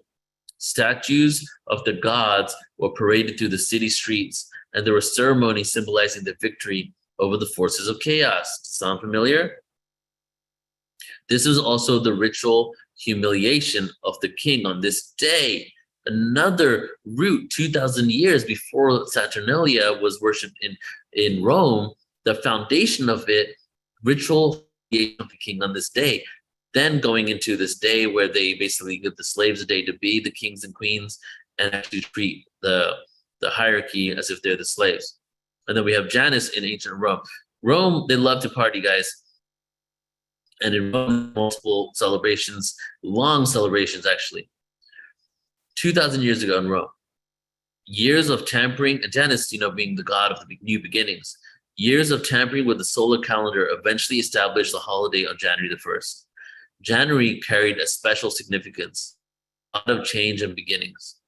Janus was seen as a symbolically looking back at the old and ahead to the new. So he had two faces. And this became tied to the transition from one year to the next. It was common for friends and neighbors to exchange well wishes on this day. According to the poet Ovid, most Romans also chose to work for at least part of New Year's Day, and idleness was seen as a bad omen for the rest of the year. So we are, in essence, living in the second ancient Wepet Renepet. And in the background here is actually the star of Sirius, the Sirius star, even though it's a trinary star system. When Sirius, the brightest star in the night sky, first became visible after a 70-day absence, usually mid-July, Wepet Renpet means opening of the year. The new year was seen as a time of rebirth and rejuvenation. Discoveries at the Temple of Mut showed that the first month of the year played host to a festival of drunkenness. This was tied to the myth of Sacrament, a war goddess who had planned to kill all of humanity until the sun god, Ra, tricked her into drinking herself unconscious. The Egyptians would celebrate with music, sex, and alcohol. Other New Year celebrations, Chinese New Year, 3,000 years ago, we see the beginning of those celebrations for what we currently have now. Nowruz, which was in Iran, celebrated by the Zoroastrians. Evidence suggests this day was celebrated as far back as the 6th century BCE and all the way to 7th century CE. So let's all just take a moment here, guys, and I want to welcome and invite all of you all to, in this moment, take a deep breath in with me and exhale it to the heart. Let's take a deep breath in, shall we? Let it out. Let's do it again. Deep breath in and out. One more time for good luck. Deep breath in.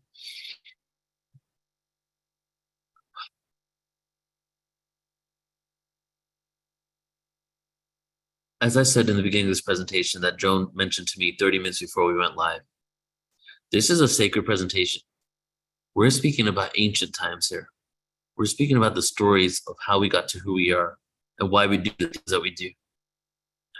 There's been shifts in our reality, in astrology, in the alignments of the stars that has created times of years, times and centuries in which we paid reverence to different elements on Earth and in the stars, whether it's Sirius, like we just saw from ancient Kemet, Egypt, whether it's the Earth itself and the elements of Earth, or the blossoming of the seasons, or when we look at ancient religions that actually are sun-worshipping religions, worshipping the sun, that came from a reverence to the sun, but as we fell from grace, as we devolved, as we entered the Kali Yuga, became ritualistic and became worshipping and asking for, please help me, rather than the reverence and the beauty and the gratitude for the elements.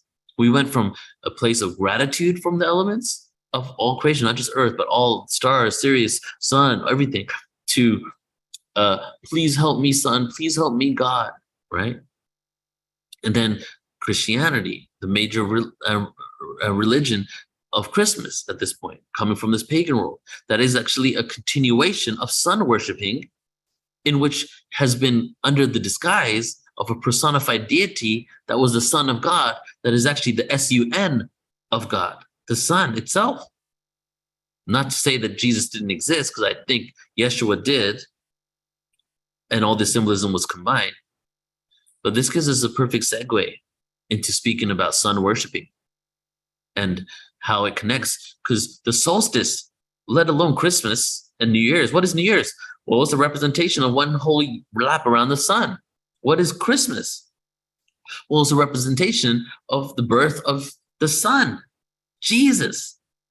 Okay? Even though the sun resurrects over 3 days, like the resurrection of Christ, it's a representation of the sun being reborn after 3 days of the darkest days of the year.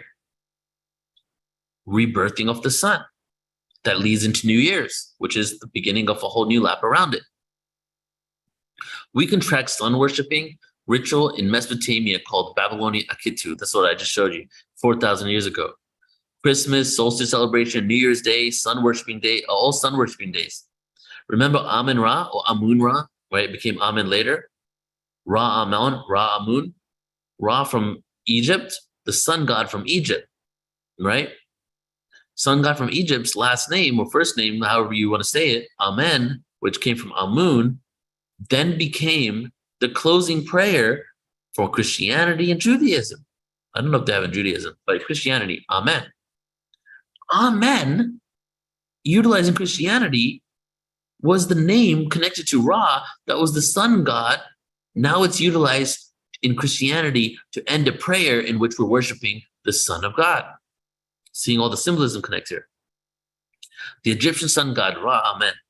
So obviously we've been worshiping the sun for quite some time. Sun worshiping can be traced back at least 4,000 years, which is 2,000 years before Christ, right? And there were other civilizations before that worshiped other things, other constellations, the Star of Sirius, the Dogon tribe in India, different places. And then I'm sure there were other times where the sun was worshipped again. And this connects to the zodiac, the precession of the equinoxes, and whatever zodiac is predominant in the sky at the time. Right now, when we just exited Pisces, we're entering Aquarius. All of this is connected. The sun god became the Son of God. We see in many ancient civilizations a movement to pick one god, and in most cases, it was the sun god or god of Saturn. So as we see the evolution occur to polytheistic religions from pagan world to a monotheistic religion, we see that there's actually multiple gods, and then one god is chosen out of the many, right? In the ancient Sumerian scriptures, it says, choose me out of the many, the Elohim, many gods, which is a plural, Yahweh being selected, right? And then as that one God. So we see that the one God chosen in many times was either the sun god or the god of Saturn, and sometimes they were interchangeable. So sun worshiping pre-Christianity. Even though there was sun worship and that many have been the main god, like the sun had been the main god, different gods worshiped different gods, and different people worship different gods at different times. They would rise and fall. There would be, in ancient Egypt, lasting for thousands of years, maybe even back as far as 13,000 years or beyond, because of the new information about the Sphinx and how old the Sphinx is. They went through different constellations, different zodiacs, different precession of the equinoxes, and different cycles of time in which different deities would rise and fall. Different gods would be worshipped at different moments. Even though we may think of polytheistic civilizations, many have worshipped the sun. We worship the sun now more than ever, and the majority of the people on the planet are blind to this fact. It's all right to worship the sun. It gives us light. It's a light over the darkness. It's the conquering. We are like moths to a flame, guys. We're looking at the sun, worshiping it. It gives us light. It gives us, we are plants, and we're receiving photosynthesis from the sun. So it's okay to look at the sun and pay reverence to it. But what maybe not be okay, and what allows us to be controlled, is how blind we are to it. We've created matrices within matrices. We personified this planet and put it with myths of other avatars that existed. And then the stories became just of those stories of those individuals. And we forget the nature element, what this all came from. Nature isn't just Earth. Nature are the stars. Nature is the moon. Nature is the sun. Everything that fuels nature on this planet is a part of us organically. The celebration of New Year's is never once commanded in the Bible. Jesus and the apostles never even observed it. Moses forbade it. They were moving away from sun worshiping. It was a part of the original avatar thing. So for us to even connect the sun to this, when these avatars and stories of them were that they didn't even want to really pay reverence to these ancient ways that they didn't believe are true, and true alignment to what the real thing is, which is not the worshiping, but is the reverence and the gratitude for its existence. So, with all of that being said, first of all, I appreciate you listening to me rant about this. But with all of that being said, I want to say, what is there to ponder? Okay. What does all this mean for us? Will there be days when we stop worshiping the sun? And will the solstice celebration and New Year's Day celebrations go because of this? What will happen once we become conscious of how blind we have followed these rituals? What will happen when we become conscious of how blind we follow these rituals? Will it add more to us since we could be more intentional with it? Like all the things I said with Christmas? Will it give us more of an intention? Will we change these beliefs? Will we change the way that we operate? Instead of worshiping the sun, maybe we'll give reverence and gratitude to it, but not base our existence on its worship. Instead of worshiping the sun, maybe we can give reverence to it and gratitude, but not base our existence on the worship, the lap. Please help me. Please, Son of God. Please, Son of God. Please take away these pains from me. How, victimhood. So what is, could we lead with this awareness? Can we shift from victimhood to conscious creators? What comes after sun worship? Okay, and I'm going to end with this one. If we look at ancient cultures, we talk about the central sun. Mayas talk about it. So many other cultures talk about the central sun. A lot of people think that we're talking about the actual sun being the center of our solar system. But no, the central sun actually represents the black hole in the center of our galaxy. So what I want to close this with is that we're moving away from the worship of the sun and the limitations of just our localized solar systematic community to the understanding of the power and the potential of the central sun, in which all these other systems and beings and ETs and star beings and planets and systems are rotating around. So we're in a process from moving out of sun worship that's been going on for thousands of years into what I call galactic reverence.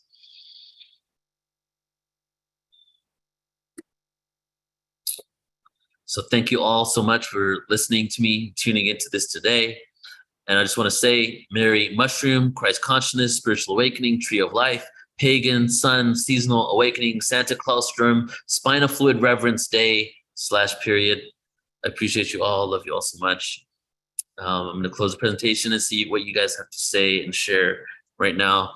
And before we actually close out with the actual stream, I'm going to also show you that we're going to Egypt in September of next year. I want to show you the PortalToAscension conference. So again, thank you. We're going to get into questions and comments, and then I'm going to show you a few amazing things we got going on for 2023.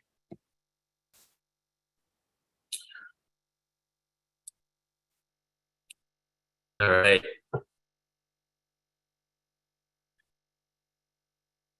Denise says, okay, thank you guys. So Denise says, I'll never look at the Christmas tree the same again. I was getting to hate it because it was so commercialized. Not anymore. Thank you, Neil. This year is totally different. Yeah, that's what happened to me when I found this stuff around.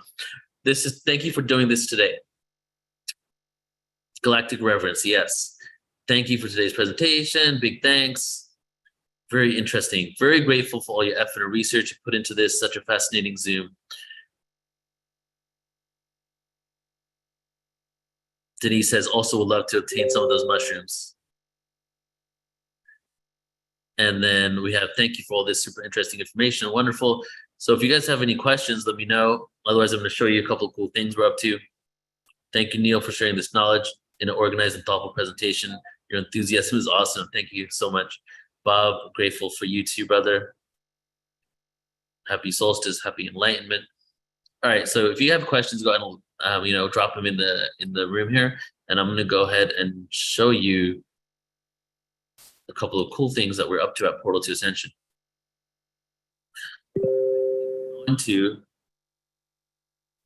We're actually going to do a stream. I'm here in Mexico in the Yucatan with Alan Steinfeld, Joan of Angels. We're creating amazing events. This is one of them that we're doing. And we're going to do a stream on like the 1st, the 2nd, or 3rd, something like that, where 3 of us are going to basically talk about all the amazing things we have going on in 2023. And I'm going to start out with this here. We're taking a group of individuals to Egypt on September 6th to 16, 2023. And this is truly next level initiation. And so you can check out the website. It's Ascension, what's it called here? EgyptAscensionRetreat.com, EgyptAscensionRetreat.com. And let me show you what's going to be happening. Join JJ and Desiree Hertax. We're going with the Hertax. First of all, the Hertax don't take people on tour to Egypt, guys. They go and do research. They are taking the first group of individuals on an actual tour to Egypt. and we're going to be with them. So Hurtaks also have made discoveries themselves, JJ that is, in Egypt. So not only with ascension ascension, I guess, activist and enthusiast and light worker, but also individual that's done some deep research, archaeological, and found some archaeological evidence within Egypt that connects to our awakening now and back then. So JJ Desert Hurtak, Al Steinfeld, myself, and Joan of Angels, we're going to be going there together. Here you can see the facilitators here. It's going to be a 10-day tour. I haven't fully done the website yet, but let me show you the itinerary. AscensionEgyptRetreat.com. We're going to be going to Cairo, to the Sphinx. We have private access to the paws of the Sphinx.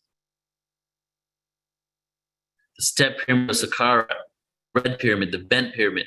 We're going to the Valley of the Kings, the Valley of Queens too. Temple of Abydos, where the flower of life. There's no hieroglyphs on it, but there's a depiction of the flower of life on it. Hathor Temple. Temple of Karnak. Temple of Horus and Edfu. So on Edfu, there's no, the whole story of Egypt being the colony of Atlantis after the fall of Atlantis. We don't see any verbatim evidence except for one place. The story of the journey from Atlantis to Egypt on the Temple of Edfu. So we're going to get a chance to see that as well. Temple of Isis, the Great Pyramid. We're going to have private access to the Great Pyramid, the King's Chamber. There's some chanting, some meditation. And then day 11, you depart. So if you guys are interested, guys, this is, all right, so, wait, am I sharing my screen? Yes. Egypt is calling its people home. We're going there to activate and open portals. PortalToAscension, we're going international, will be on anything for, I'm moving to Europe for 6 months in May. So home base will be in Europe. We're going to be going to Netherlands, places in Netherlands where the stories of giants and the beds of the giants are still left there, and doing some documentaries there. We're doing a PortalToAscension Glastonbury conference. And I'm going to show you guys that right now, the Glastonbury conference.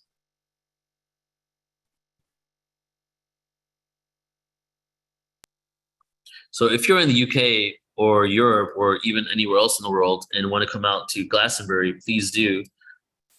And August 11th to 13th, we're doing a PortalToAscension conference there.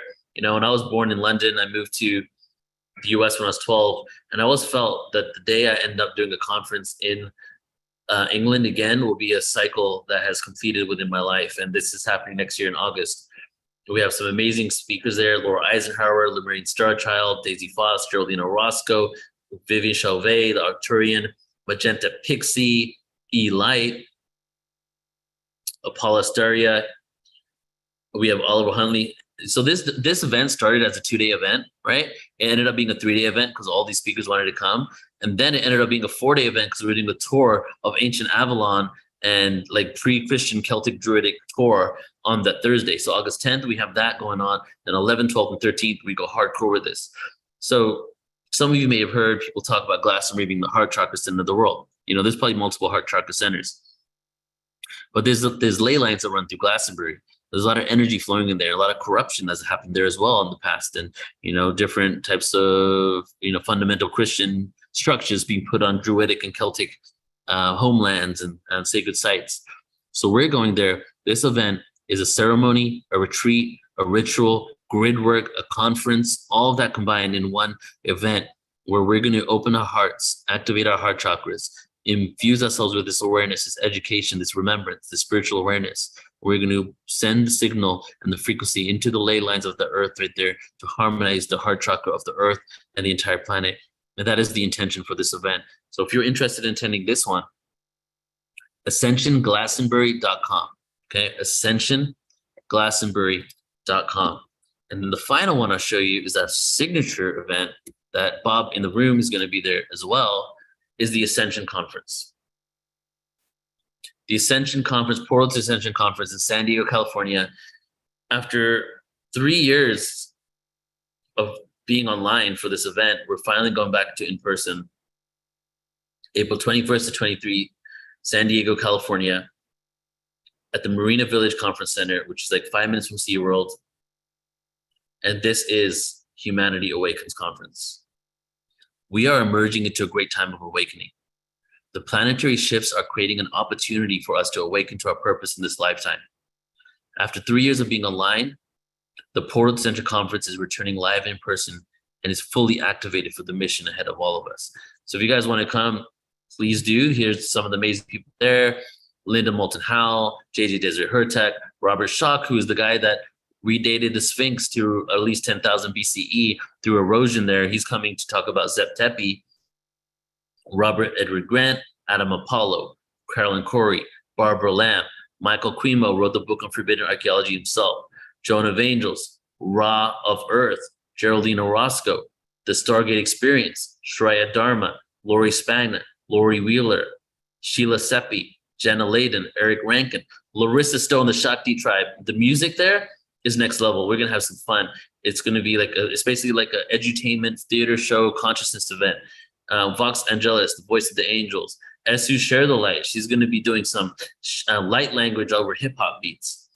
And then, of course, the Alan Steinfeld himself, Deborah Giusti hosting the Ascension panel, Torquem G bringing the 432 hertz music, Michelle Anderson bringing the love and the heart chakra, myself, Tangela from Soul Search, and then John Block talking about conscious communication. So if you want to attend this one, all events you can live stream as well. So you can go to ascensionconference.com, ascensionglastonbury.com, egyptascensionretreat.com. Those are the websites.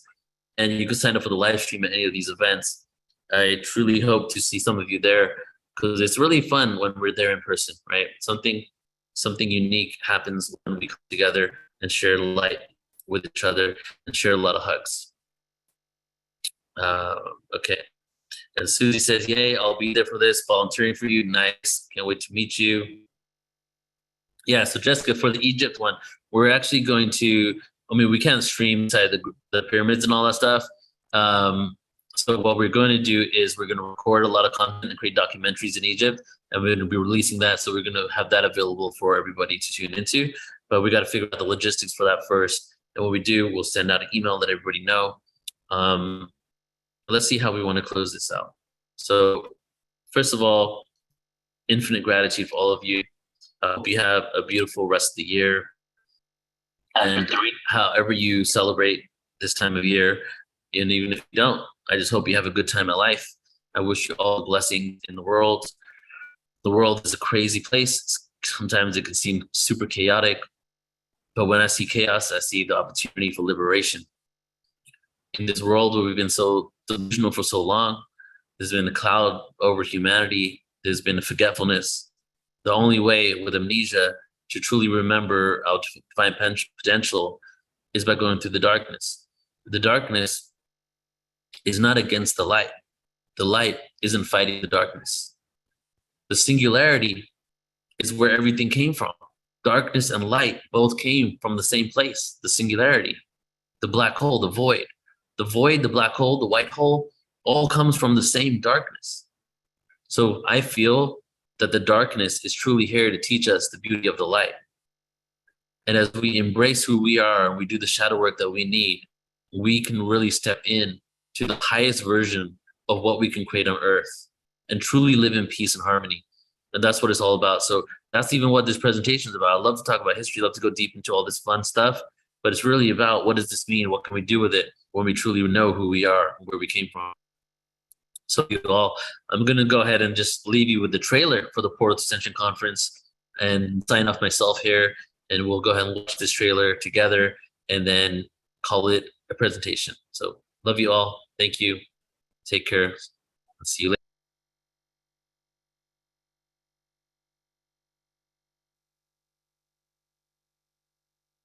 After 3 years of having to produce the PortalToAscension Conference online, we have been waiting for this moment. The PortalToAscension Conference is returning live and in person. Join us at the Marina Village in San Diego, California, April 21st to 23rd, 2023. As massive shifts are happening on the planet and hidden truths are being uncovered, we are piecing together the fragmented parts of our existence and timeline. At Portal to Ascension, we are dedicated to full circle awareness of the truth of who we are and remembrance of our connection to the cosmos. This is showtime. There is no holding back. Now is the time for us to harmonize the frequencies and create unity and peace on Earth. We are deprogramming from an outdated matrix system, re-educating and remembering an inherent truth that connects us all. As we come together, we activate our truest potentials, individual gifts, and collective resolve. We are ushering a whole new reality that we know is possible and is waiting for us to embrace it. Join founder Neil Gore and the entire Portal to Ascension team with hosts Alan Steinfeld, Michelle Anderson, and Joan of Angels over these 3 days, April 21st to 23rd, 2023. We will experience musical performances by Larissa Stowe and the Shakti Tribe, Vox Angeles, Share the Light, Admiral Apollo, and Torquem G. This conference features incredible luminaries such as JJ and Desiree Hurtak, Adam Apollo, Carolyn Corey, Robert Schock, Linda Moulton Howe, Robert Edward Grant, Barbara Lamb, and many more.